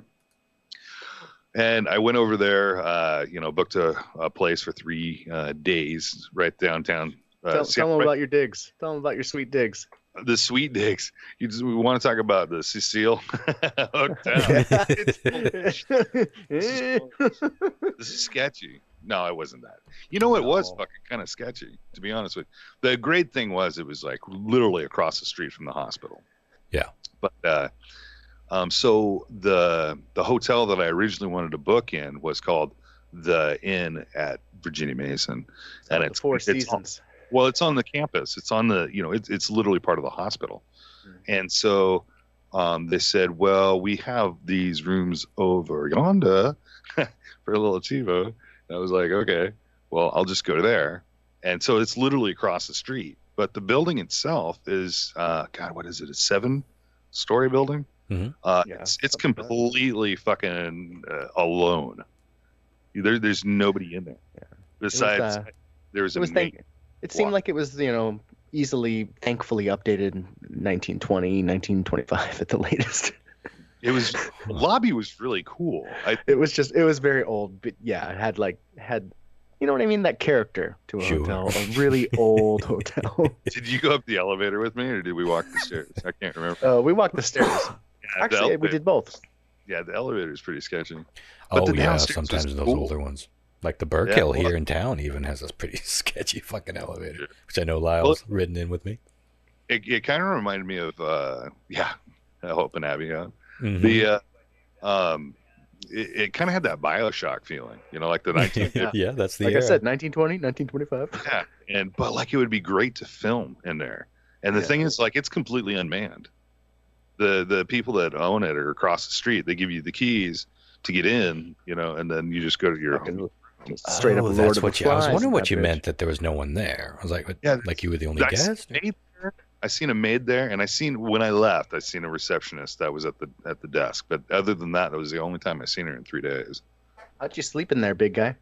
Oh, so I was told, it was 2 beds in the room, and I was like, great, it sounds great. And I was telling Chris, hey, if you want, there's 2 beds, and if you, want to come early, we could go and just walk around Seattle and stuff. And they were like, what were they, twins or? Man, they were tiny. I don't know how I would have done. I don't know how you did. They're standard small beds. I mean, I could lay down on my shins, like feet forward would be off the bed. They're like they were like children. They look like children's beds to me. People were smaller back in the 20s. Yeah, I think so. Drank too much coffee and smoked too many cigarettes. But so that was the place. I ended up hooking up with my aunt. My aunt was whoa, hooking up. Yeah, let's be careful about our phrasing here. Mm-hmm. meeting up. I ended up fucking my aunt. Jokes on but you that's guys. an A-side. Yeah, jokes on you guys. She's a lesbian. So whatever, Jon Snow. Anyway, Jon Snow. Anyway, so she was a huge. Jokes on you. She's a lesbian. So it's impossible. Sorry, that's good. That's fucking good. So in the first fundraising scenario, when I had the surgery and I wasn't working for like 9 months and everything, she was like the grand prize donator. She donated quite a bit of money because my other aunt died and left her a bunch of money. So she donated quite a bit to meet that goal. I decided that I was going to give her one of my electric acoustic guitars. So I brought it with me, to meet up with her so I could, give her a guitar because she left it when she was here last. So we were able to walk around Seattle and whatnot and get a good variants of the hospital and where I needed to go the next morning because I had to be there at 7:30. She packed up and went back to Renton. And so that day, it was a lot of tests. I want to say it was at least 3 ultrasounds. It was chest CTs, chest X-rays. I had a whole separate CT, two other separate CTs. Blood drawn where they drew a bunch of blood, and MRI, and then I had ECG, which is like a heart. That was the worst one. That was at the end. But I was lucky enough that I showed up early, and I was able to knock most of these out like super fast. Like I showed up at like 7:30, and by like 8 o'clock I had 4 of them done. So I was able to go back to my room, and then wait a few hours, and then go back. Go have 10 slices of pizza. I seen that pizza, Lyle. Well, I remember hearing about the pizza. To be continued. Yeah, so I was able to take breaks and stuff until it was done. But the last part of it was basically, I thought it was an EKG, but it's an ECG. What they do is they lay you on your side, and I still have the markings of it where they stick these little stickers all over your chest. They go down like around your heart. Mm-hmm. They're still red even right now. But they had like these little pricks, I want to say, on the adhesive side. So they enter the skin, you know what I mean? But they put a drug. It works 2 ways, and I think the only way that they could do it with me particularly was through drugs. They had it set up where you would get on a treadmill, and what you do is you get your heart to a certain, beats per minute, and then they do some ultrasounds. And so what they did was they laid me down, and they had all those, sensors and mics and everything on me. And they relieved a hole in the bed where I was laying so they could stick a wand, which was basically the end of a ultrasound machine, to my heart. And you would be really surprised what a heart looks like upside down. It looks like a worm from fucking Dune. It looks just like a worm from Dune with the mouth closed. What was it? She brought up that it looked like from the movie. God, what is it? With Seymour. Oh, Little Shop of Horrors. Your doctor said that? Yeah, she said, oh Jesus, that looks like a fucking monster. Well, it looks like Seymour, because the way it beats, and it's upside down, so it looks like it's a round, like the ass end of a baton. Is what your heart looks like upside down. So she was telling me about that. But what they do is they feed in drugs, right, intravenously through you. So they got a needle in you, and they add a little bit at a time, just like like 5 milligrams at a time, 5 milligrams at a time, until your heart gets to about 140. And your heart's beating out of your chest, and you're told to breathe, right? Like short breath, and hold it, and your heart's just okay. Long breath, hold it, and I would your not first have done well with this. Oh, dude, your first instinct is to breathe because you feel like you're exercising, you're like having a baby or something. You're like you want to breathe, and you can't because you have to do these low volume air tests, and it's to keep your heart still enough where they could ultrasound it. Interesting. So is the point of all these tests just to see if you're healthy enough to warrant getting a precious kidney? Is that what it's mostly about? Correct. Correct. Mm-hmm. That is correct. I like that. It is correct. The ultrasounds were basically taken from my pelvis area, where I guess it would be your urinary tract would go. And they want to map it out, and same with the CT scans and all that other stuff. They want to map out where your kidney would go. So it's basically you have 2 tubes that go from your kidney down through your bladder, and those are the ones they want to hook up to. So they hook up to that waistline, I suppose, that would go to your bladder, and then they do a separate line into your bladder. It's really kind of crazy. You could, if you're really curious, you could look it up on YouTube. There's surgeries on, how they actually put in kidney transplants and stuff like that. But the gist of it is you carry your new kidney down lower in your abdomen versus like at the back of your back, like at the underside of your ribs, on the back side of your ribs. That's where your kidneys reside for the most part. For me, because I have polycystic kidneys, they're diseased kidneys anyway. Chris will be, he could tell you that the doctor said that they could be huge. They could be up to the size of a football. Yeah. I mean, the size that mine was about the size of a football with cancer in it. Right. What's interesting is every time we talk to somebody, I could see Lyle finally getting to speak to someone that understood exactly what the fuck he was talking about. Like, he was able to say all of this, and there's somebody like, oh, and then this happened. But Lyle was like, yes. Like, it was fucking cool and sad at the same time. Like, to see him be able to have somebody that understands all of the pain he's gone through. Yeah. Well, it's hard because a lot of people think, like, a kidney's a kidney, well, they're not all the same. And in my situation, I got total fucked. You know what I mean? Yeah. Because they're going to fail anyway. So, yeah. But what the doctor did is he laid me down and he was like pushing on my gut. And he's like, that was when I was there. Yeah. Yeah. He goes, I could feel your kidney here, but nothing on the side. I was like, wow, this is weird. Yeah. Do you want to wrap up day one? Because I'd love to chime into some day two stuff. Yeah, totally. We can do day two. I mean, that was pretty much one is, well, I got to get back to my pizza. So I had to fast. I had to fast that day, right? So I couldn't eat anything. I couldn't drink anything, and I was just famished. And so I was like, you know what? There was a burger place directly behind me. It was shout out to 206 Burgers. Seattle. Shout out to my number one right. 206 burger. That's what it's called. It's 206 Burgers. They're Seattle. I mean, they were right behind my motel. But then I was thinking, well, what about leftovers? I mean, why don't I? Because I know there's a pizza joint, which is, what was it? Italian Family Pizzeria, I think it was called. Fabulous place, and they were a little pricey though. It was like, for a small it was $20, and for a large it was $40. And I was like, and a large pizza seems like a normal pizza, so I was like, right. I need leftovers, so maybe and maybe Chris might be hungry in the morning. Fuck it, I'll just get I'll get a large pizza, and because there's a microwave, there's a stove here, we could heat it up, no problem.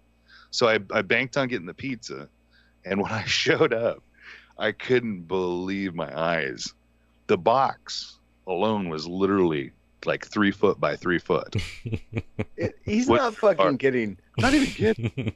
Dude, the slice was as big as my head. What's more amazing though is when I got there and he opened up the box, because I saw the giant box and I was like, holy shit. And he opened up the box. How much of it was missing shocked me. I was like, whoa, are you okay, whole big day guy? Of stressful tests and starving.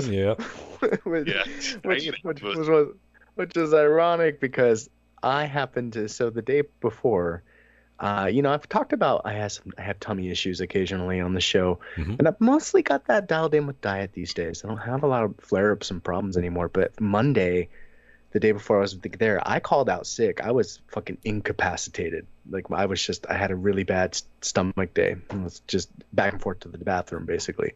So Tuesday rolls around. I know how important it is, so I went to bed early because I had to be up at 5. And then I drove over there, still not feeling great. The second I get to Lyle's fucking hotel, I give him a hug, and I'm like, hey, man, I got to take a shit. I'm really sorry. So I went straight to his fucking bathroom. Just deviled it. I was like, I'm really sorry, man. It is what it is. Yeah, pretty much. And then I had to do it again right when we got to the hospital. I was like, fuck. But then I was fine. It was smooth sailing from there. Yeah. Did you have some pizza at all? No, I didn't. I'm back on the good diet. I just I don't know. Something just didn't agree with me. But so, Lyle, is it okay if I talk a bit about day 2? Yeah, no, go ahead.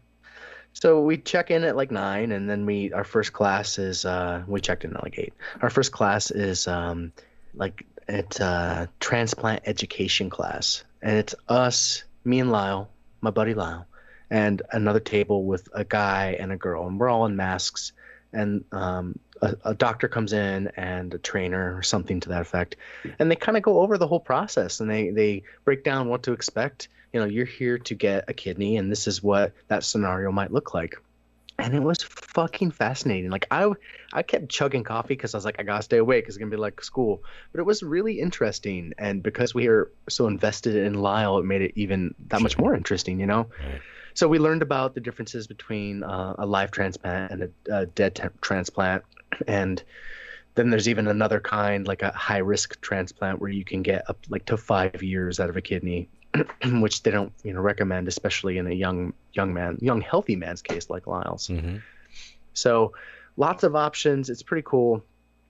I loved learning that, because I knew that once Lyle passes this, he gets on the list, and it can take up to like an average of 3 years, I think is what they said. Right. Once you're on the list, that's total. So like I've already have 2.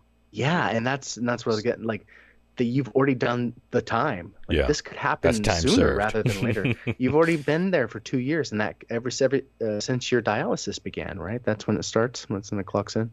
Yeah, and did you notice, like, a lot of the doctors and stuff on obviously on day 2 were like, what took you so long?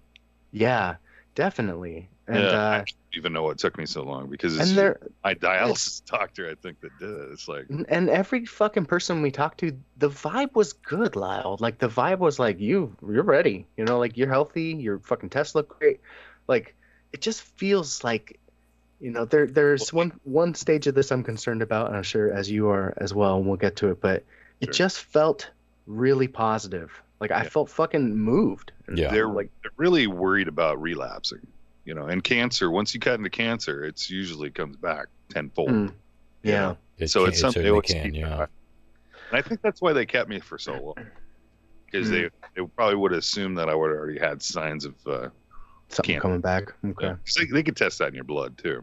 The thing that spooked me, because it's not only me, but my dad. My dad's been doing dialysis for 12 years, and then looking at the charts that we were on during that particular type of that day, that part of that day was in the charts.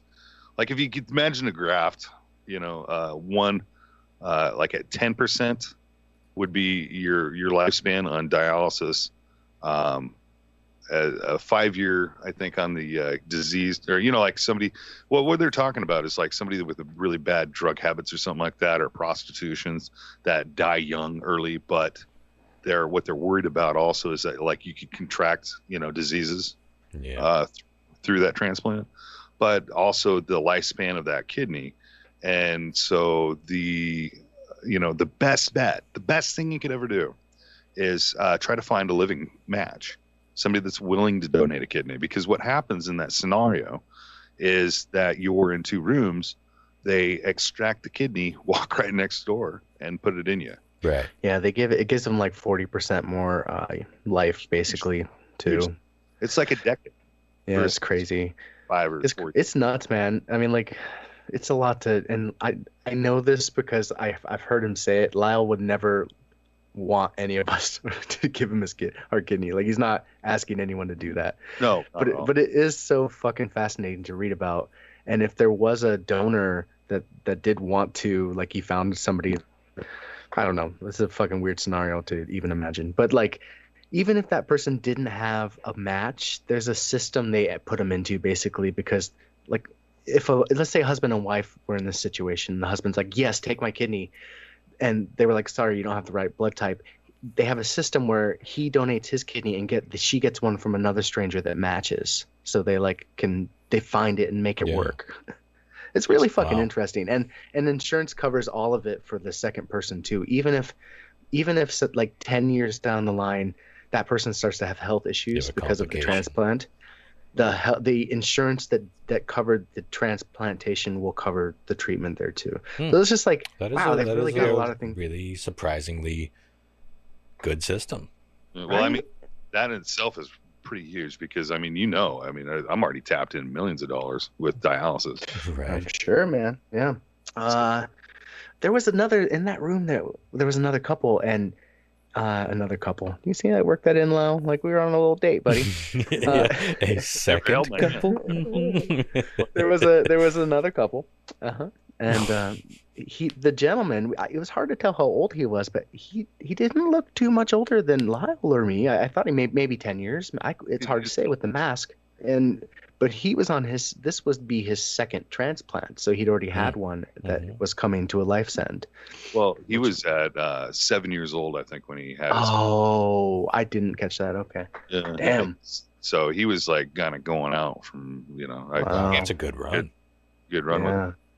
The something I wanted to talk about too was the whole thing with getting a corpse kidney. Yeah, the bad one, right? As well. Well, it's not bad necessarily, but I'm sorry. There was another one that was like a high risk one, but you're talking about just the dead kidney. Yeah, I'm just talking about a dead guy. Maybe in his 20s and then got in a car wreck. The problem with it, and I never even thought about it. It's the problem of the kidney had to go through death. So like you die, your body's traumatized. It's kind of like I guess the best thing to example would be like a deer. Like if you're ever hunted for a deer and you spook that deer, the meat becomes real gamey and real tough because it has a bunch of chemicals that come out once it knows it's hurt, so it's trying to fight off all these, pain and everything else right before death. And the kidney does that. So your kidney is, even being out of somebody healthy, even going through death is going to stiffen it up and have, not as longevity as like a living kidney. That makes sense. Well, it seems like that would be the case. Yeah. Well, because the arteries, they harden up, and so does it's dead. It's a dead piece of meat. Yeah. It's amazing that it can work again at all. To me, I just like all this stuff just blows my fucking mind. And that, well, most of the times as soon as it's extracted, it's thrown in ice, so then it's damaged by ice. And then, they call you up, you got 12 hours to get there. You fly over there as fast as you can, and they try to stick it in you and put it back, blood running through it, fucking nuts. So it's like, it takes its toll on a cadaver, kidney, Yeah. So it's just not quite as good as a living transplant, but still can get him, 15, 20 years in a good scenario. Yeah. If he gets one. Yeah. Less on average, but yeah. And anything to get off dialysis, like those are years without having to be at a hospital for 4 to 5 hours every other day. Well, that's the killer, is dialysis. See, what happens is, like, when you get a kidney, even if you have a half functioning kidney, the kidney's imagine like a fish tank in a filter.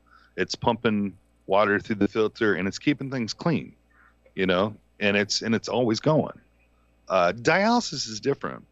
Dialysis it lets the toxins and all the impurities in your body, accumulate until it's making you sick, and then they go and they flush it out.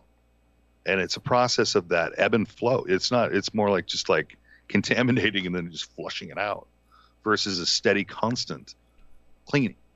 That's where dialysis kills you, because your body isn't designed to take that. Yeah.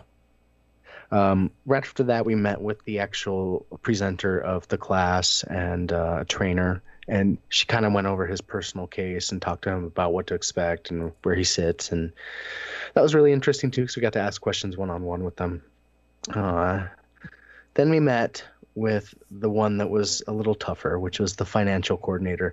She was wonderful. She was really sweet. From everything I gathered here at the end of this meeting, the only obstacle, the only way they'll move forward and get him on the list for the call is to know that he has 6 months worth of his insurance saved up in his bank account, because he needs to be able to pay for his insurance and his meds post-surgery. And so they need to verify those funds. So that was looking at the time about $4,000, $3,500, $4,000. Well, at first it was 8,000. Yeah, first it was 8,000, and me and Lyle were both like, fuck. And then she came back and she goes, oh, no, not when she moved some things around. You don't need to stay in the hospital or the hotel because you have people that will house you Right. close. So that cuts that down dramatically. So And if you that think was about good. if you think about it, it's a month. They're looking Yeah. at. They're like, well, $100 a day. That's what 100 times Well, 30. I'm only gonna charge you fucking 99, Lyle. So you're in luck, motherfucker. Pass the savings on to Good yourself. deal. Well, the thing about Anyways. insurance, I hate to spoil this because I'm not spoiling it, but it's just boring. But the thing about the insurance is that I have to have so I have Medicare, right? I have A and B. And you pay for those out of your pocket heftily, if I'm not mistaken, or at least one of them, right? Both I do. Yeah. I also have insurance, right? So the insurance Cobra, I is that had, the Cobra? yeah, Cobra. So like originally when this all started, I had insurance through my the company that I worked at. We carried it out as long term as we could. My ex boss didn't want me on it anymore. I said, well, what about Cobra? Amber Alert. Yeah, I Amber just got Alert, that Chelan. myself. Chelan. That's closer than we usually get them. So anyway, he didn't want me on the insurance anymore because in his mind he thought it was jacking everybody else's up. So I said, okay, whatever. What about Cobra? Because they have to give you Cobra. Your employer, if they take you off their insurance, they have to offer you Cobra, even if you don't even work there. That's just part of the deal. It's so you could have insurance. It's part of the Obama law and everything else. Well, my Cobra is going to end in September, and for that, I'm going to have to get on either a wash-up or something like that. Yeah, it's a Washington State one. I was talking to my uncle and my aunt, and they both have Molina. And apparently that covers all their bills. And my uncle's been going through cancer treatments and everything like that, and they pay 100% of it. But the deal is how this works is that my Social Security pays for 80% of the operation. The 20% I have to pay for out of pocket. No, is that true? I thought your other insurances were going to pick it up. No, I don't. So the 20% is what she was talking about. Is that I had to have in my account. So like when to be on the list, see 20% of whatever the operation is going to be. I don't know if that's true, but I didn't get that from that conversation. But I may be wrong, but we should clarify because she gave us a solid number and she explained what it was for. It was $3,500, and it was specifically for the insurance premiums and your medications. It was in collaboration with the Medicare paying for it's the 80% of the operation. I'm still stuck out of pocket with the 20, and the insurance company I don't think pays all that. There's something about it which I have to have it in a bank account, accessible for them, and a lot of it was also too was the medications. I have to get Medicare D. Also, and that will help with the prescriptions, but like they're $5,000 scripts is what she was saying for just one of them. So it's we need to get with your social worker or whomever you've been, because you mentioned that person that kind of works on your stuff in Wenatchee. Mm-hmm. We need to get with dialysis. She was the one that I needed to get with after my Cobra is done, because then I'm screwed. Because then all I have is my Social Security, and they're not gonna. It's gonna be a huge conflict with my dialysis also. We need to get this clarified, probably with that.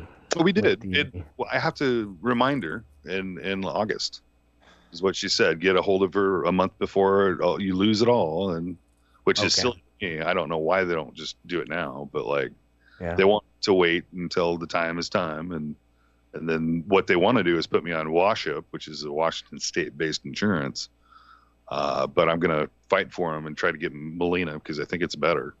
It pays for more, and we'll move on forward from there. Okay.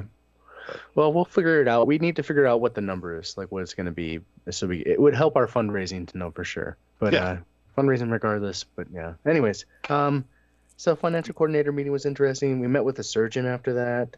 Had a nice little lunch after that in the cafeteria that was packed.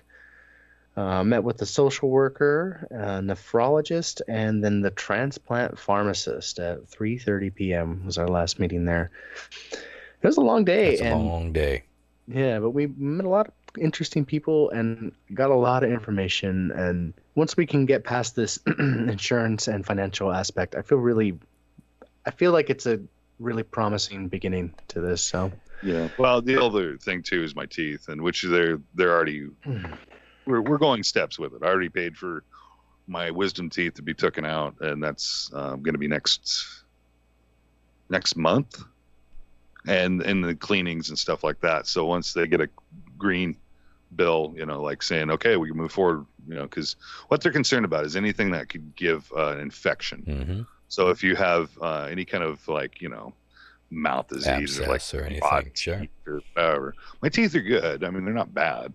But I have an impacted wisdom tooth that needs to come out because they can't clean between them. Yeah. So they rip that out, and then the regiments of cleaning, and then it should be fine. So, I only have one other fucking thing I want to add to this story. Excuse me. As we're walking around this fucking hospital, there are noticeably a lot of attractive women, even with the masks on. Mm-hmm. And Lyle keeps making comments like, "Damn, there's a lot of really cute girls around here." At about that volume, sure. Loud enough where I'm like, bro. Well, I think what I said was like, the Wenatchee Hospital's got some pretty hot looking girls, nurses and whatnot, but I think this one's got it a little bit better. I think there's more. Well, he's saying that over and over again. And in my mind, I'm thinking, God, I hope nobody hears and confronts us on it. It's fucking 2021, and this shit doesn't fly no more. And so we're walking down this hallway, and he says something to the effect of, "There are really a lot of good looking nurses at this place, man." And this fucking nurse in front of us stops and turns around and looks at us, and you're like, goes, "Here we go. You know what? I agree with you." And turns around and walks away. That's awesome. It's like, Maynard. And Lyle's like, whoosh, right on our ass. Completing the circle. Lyle was about to get Me Too'd out of a kidney. Yeah, of course you would. That's what I would have expected. Like, here we go. Me Too'd out of a kidney. Mm-hmm. Well, so yeah, should we talk fundraising, or is there still more tracks to lay? I don't want to jump too far ahead here.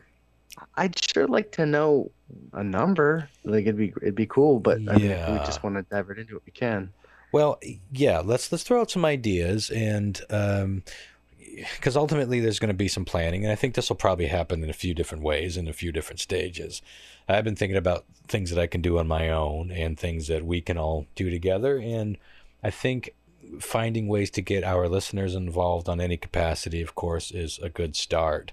Because we can set up, we did a GoFundMe and we did Lollapalooza, and I think it's, that was a couple years ago. I think it's time to do another GoFundMe and get what we get out of that.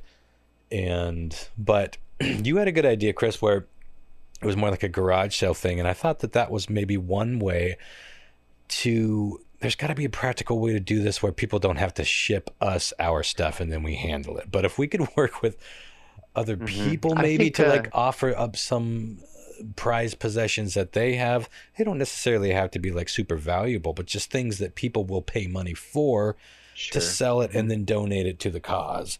I thought it'd be practical to do it like a Facebook group or page, and then just like for instance, I have an Xbox One with a Kinect and a controller and some games, like a bundle I was going to put together, and put that up and make it like an auction, like a minimum. Here's $50 starts it. Whoever bidding will last for 2 days. And then everyone can share that to any fucking groups that might have an interest. I'll ship it anywhere you want, whatever. And just like things like that. If you have something, I'm gonna donate a couple of paintings I have of Ron's, because as I mentioned, I have a disgusting amount of Ron art in my house. Some can go. Yeah, you're lousy with Ron art, so you can afford to shed a few. Same, I plan to do that too. I'm lousy with Ron art as well, and what we need is somebody to do a drawing or a painting of Ron in the bath, and there we go. Have a little scene. I know an artist. And then have a little jar of Ron bathwater. I'll go one. I'll go one further. If we set a good number, I will consent to the actual release of the infamous I will bathtub go one photo. step further. I will go one step fucking further and have it printed on a canvas. Oh my! But we have to set that number pretty high. We have to set it high, but we're trying. To Shutterfly. We got some big numbers we're trying to tackle here. And we'll print it on the canvas. So you can now, have if that. I mean, shy of giving you one of our kidneys, Lyle, I think that is telling to how committed we are to your overall health here. That we are willing to put forth. I mean, obviously. Ron looks that on a canvas. He looks 10 years older than he does this very moment. Right and that was 10 years ago. 10 years ago. Oh, you're gonna have to. Maybe before I sign off on this, you're gonna have to show it to me again. I haven't seen it myself. Review it. It's weird because it's got like the old iOS interface around it and everything that long ago. My favorite part about the photo has always been Christopher's stupid fucking laughing face because it's a FaceTime. So unfortunately, I take up the bulk of the screen, but Christopher's little square, your reference video, he's just laughing. His mouth is open so fucking wide. Just it's like the most. I FaceTimed Leah and I was like, "Where's Ronnie?" And she's like, "He's in the bath." I'm like, "You take me in there, Leah." And she goes, "All right." Like I'm the child. Barges right in. Not there. My ass screenshots it as quick as I can because I was like, I can't let this fucking gem go to waste. Yes, thank the Lord that screenshotted. Well, we've always teased releasing it. I always send it to Ron when I think he's being particularly annoying. I'll just fucking send him the screenshot of that. He just laughs. Whenever I'm being particularly annoying, you always have something to hold over me. But this could be the time. This could be how that photo is finally released. And boy, you may be onto something. It's not only released, it's released on a canvas print. We will check with Costco on the biggest size that we could afford. That's, we don't want to spend all the money on a print. But something else, we get a little bit too far forward into it, and we could revert a little bit back into the kidney thing. Something else that was particularly kind of helpful on my side, which was nice, was the fact that I do have polycystic kidneys. And I'll tell you why, is because a lot of people that, going through what I'm going through could happen to anybody, literally anybody. You could have a stroke and have renal failure.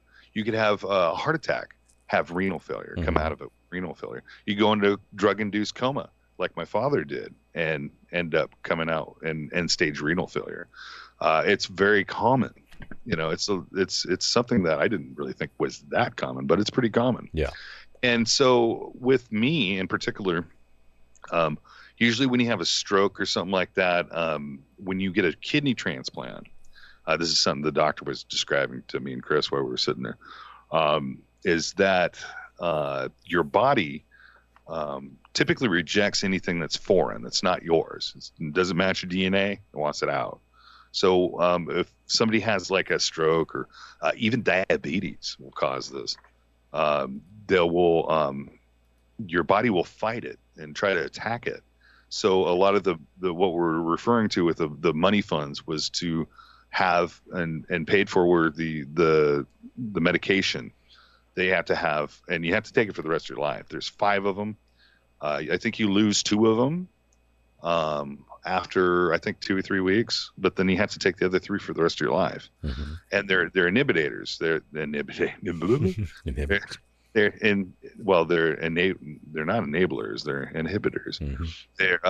They keep your body from fighting the kidney off.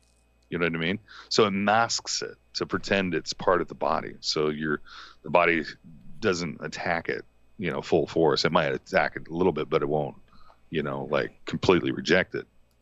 But in the case of polycystic kidneys, apparently, we're at a really high chance of turnaround for kidney transplants and having them non-rejected, because guess what? They're not looking for a kidney. The things in my body that are trying to attack are looking for a polycystic kidney. So it's really good for send people. them off the trail. Exactly. But you still have to take those drugs, but it puts us, people with polycystic kidneys anyway, myself, at a really higher chance of success rate. Well, that's good news. Yeah, I thought I'd add that in there too. So. Well, what do we got to do to find? What kind of timeline are we talking about in finding like at least a pretty ballpark number, like what you're going to need to get this thing going? What do you mean, as in funds? Yeah. Do you because it sounded like we don't know, or do you know that exact number now? It seemed like she said like 35 to 4,000. Okay, so let's say 4,000. So that's what we should set for the fundraiser. Yeah. Sure. That'll get you. I think it's going to be more than that. I think we should try to make $5,000. 5,000. It's a more rounded number anyway. Let's go to 5,000. I think we can fucking do it. And I think the idea is, either way, this if it's only 3,000, Lyle's still going to use that extra money to fucking pay off some other debt he's going to incur. Like it's not we're not there's really no extra money in this scenario, but yeah, I get the spirit of what you're saying. Okay, so $5,000, and I guess for now, why don't we put it to the audience? If you have something. If you do have something, I've got that fucking Salvador drawing and I'm tired of looking at it, or something a little less crazy, but you do have something that's like it's a showpiece and you want to donate it to the cause, we would love to have that. But if you're like Chris, well, I got an Xbox that I know will sell a couple $100 or 50. I don't know what anything's worth in that kind of world these days. But if you got something that will sell, and then we'll do the usual thing where if you can spare $5, awesome. If 1,000 of you can spare $5, we're looking pretty damn good. And that's, which is, I always want to put a importance on that because it's true. If 1,000 of you, we have 1,000 listeners. If you all gave $5, am I doing the math right? That's $5,000, brah. We're there just by doing that. Boom shakalaka. Yeah. But if you got some stuff you want to get rid of, you can sell it. And if you want to buy some, and don't worry, Ben, I will let you see all the paintings I have before I start auctioning them off or selling them off. I will let you have choice because you did win that prize. I've just been super slow at digging them all out because I got a bunch in storage. So we'll have some perks, we'll have some prizes, and we'll have maybe some surprises along the way with the GoFundMe. But I'll get the GoFundMe set back up, and we can start nickel and diming that right away. I'd like to get the GoFundMe put into my account, and then why don't you just get it set up and ready to go, and then tell me when it's good to go? Because I have to have it there anyway. You know what I mean? It has to be somewhere. And I told you guys earlier that my bank account my card got hacked into. Yeah, great timing. So I have the ability of keeping a savings, and I have an ability of having a checking, but I think I'd like to have an ability to just have a kidney fund, and it'll be my PayPal. Yeah, and it'll sit there. I'll just put everything I have into that. Is it just a matter of like as soon as we can do this, or do we want to put a timeline on it? I think a timeline would be the way to go. I want to organize a bit more. I want to organize this and do it right. But as long as we get moving here in the next couple of weeks, I think, and I don't mean like have it up and ready in like 2 weeks, but like really start asking for donations and figuring out how we're going to take funds and how we're going to promote this and what's going to be the most successful way to do it. And I know we can do this. Chris was there, and what they said basically is like, you get the call, you got to go. And the same thing's going to be with those funds. And you can't get the call until you have those funds. Yeah. They wouldn't even put them on the You're not even on the list until those funds are provable in your account. Yeah. But the good thing is he's still netting time. He's still banking time because he's still on dialysis. So he's not it's not holding it up, but because he still probably will have another year. Probably. Yeah. Maybe more, maybe less. Right. Until he gets that call. They said it could happen this year, but it's like only if your bases are covered. And, it's not a huge rush to get those bases covered. I would like to, like Chris said, take a week or two to get it all done. I want to be able to sit down and do like a YouTube video of a face to camera kind of thing to put it on the GoFundMe thing so people know what's going on. Educate a little bit. Maybe I might even just put this in, I don't know. Sure.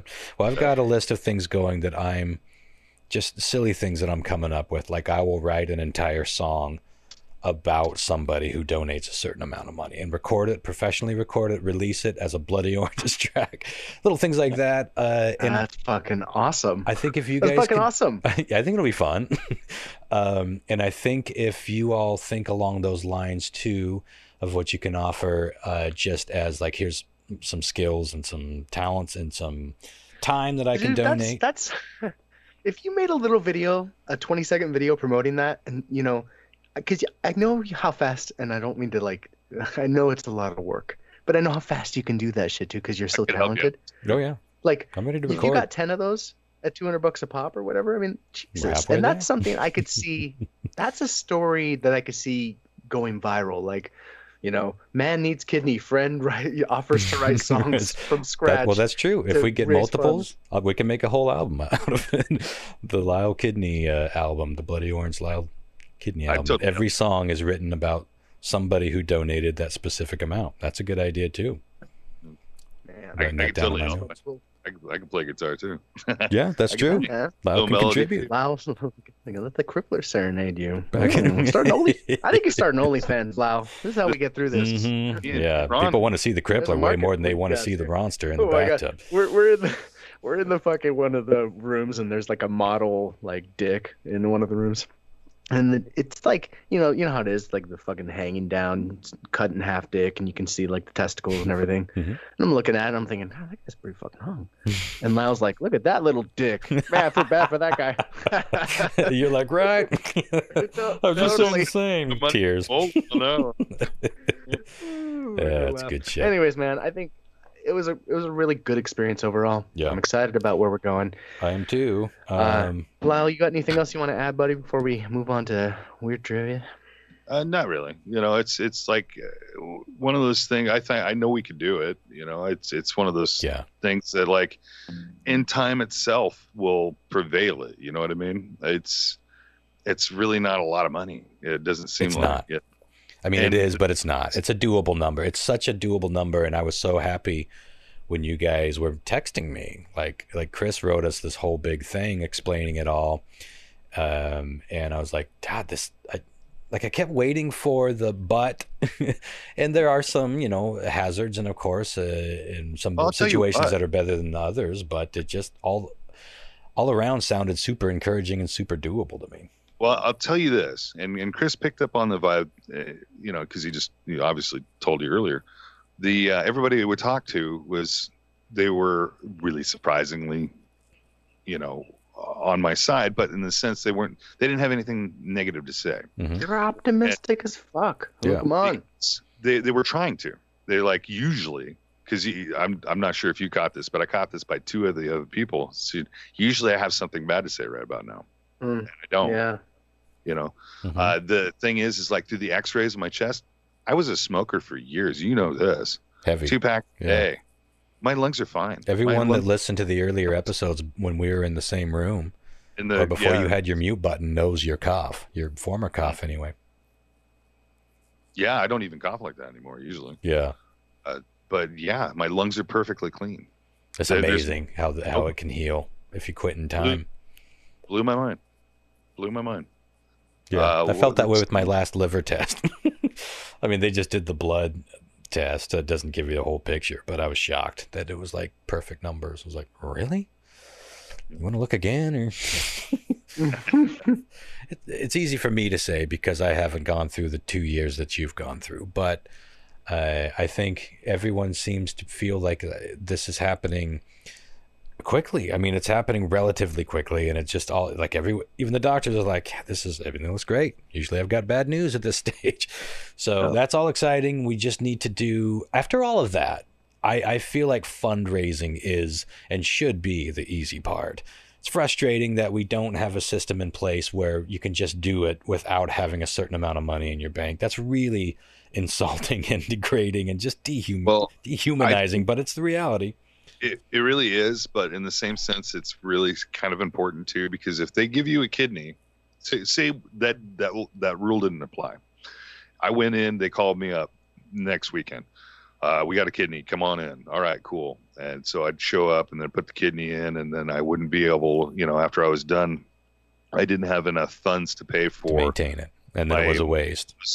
Those medical prescriptions, those blockers. That's true. And it rejects the kidney, and then they just did it for nothing. Yeah, they want you stable enough to pay for those medications. Well, you all, you heard it here. You know all the deets now. You know what's at stake. And you know some of the prizes that we'll be talking about down the road when we do get the official thing launched. But be thinking about how you can contribute. I know you guys don't know us, and you can't possibly love us, but if for no other reason, keep the content to coming. And this is a good time to just contribute. You know, you get all this for free. And I'm not trying to guilt you into it. I'm just trying. I'm being a little bit silly here. But No. Fuck that. I am. I'm gonna guilt them. I know we have a lot of listeners that for a very long time have downloaded and listened to us, and that's so fucking flattering. And we don't make any money on this podcast. In fact, it mostly costs. It does cost. Yeah. Though there are a few wonderful people that still donate to that Patreon page first. So thank you for that. But if you've enjoyed this podcast for a significant amount of time, this is the chance to give a little something back, and it doesn't have to be much. Yeah. Whatever you got. And it's going to a kidney. It's not like help Ron buy a new laptop. You know, it's like going for a real cause. Yeah. Anyways, please and thank you. Yeah, you want? I mean, like, God, you want to save news quiz for next week? I got no problem with that if you do. You know, maybe we should, because that will end on 2.5 hours in. Almost. It'll end on this note, and that'll still, by the time I trim it a little bit, it'll still be well over 2 hours. So let's do that. Let's save new weird trivia for next week. And just on a side note on that, we are now taking basically if you comment on the show's post, so the official Facebook page for How Bizarre will post the link to the show. Any comments left on that, I'm scooping up names from people and putting them in a randomizer, and you're going to be drawn every week to play for our game. So that's where you want to leave comments, and it's really nice to see those back and forth. So keep those up. Yeah, and it does get a little confusing because we do post on our own personal pages about the episodes as well, and a lot of you have befriended us. So just make sure to keep things simple, just make sure you are posting. I mean, you're welcome to post on anywhere you want, but to be entered, and we'll try to scoop them up. To be entered to be championed by us on Weird Trivia, make sure you're doing that on the Facebook page for How Bizarre. And if you haven't liked that page and you listen, please do like that. We're still on like 250. I remember that was one of the early threats was if we can get to 1,000 likes on Facebook. But that was back when it was Tales from the Space Pod. Then we'll release the infamous Ron pick. We had quite a few. Where did we get to? Like, was it 700? Yeah, we have. That's about right where it should be. That's about how many loyal, like average ongoing listeners we seem to have.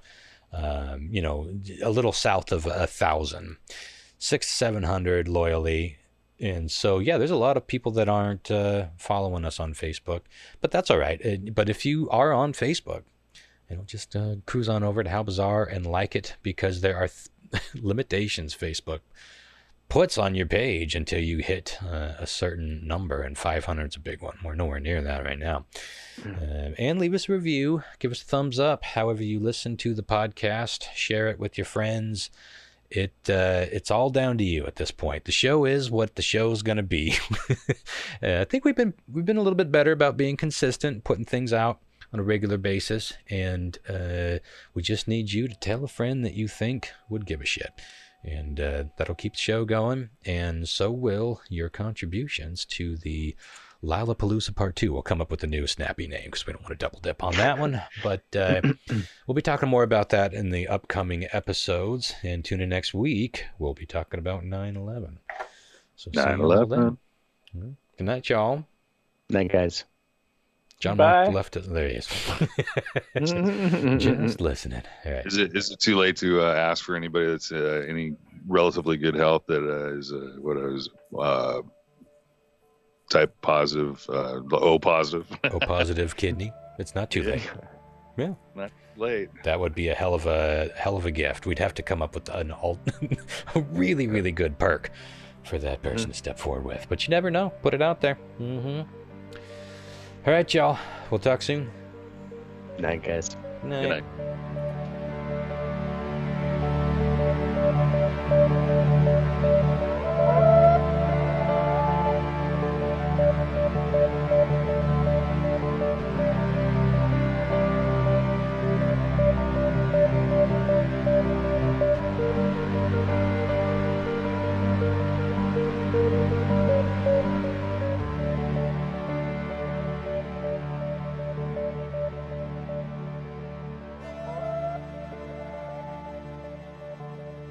So I ended up fucking my aunt. Jokes on But you that's guys. an A side. Yeah, jokes on you guys. She's a lesbian. So Whatever, Jon Snow. Anyway, Jon Snow. Anyway, so she was like huge. Jokes on you, she's a lesbian. So it's impossible.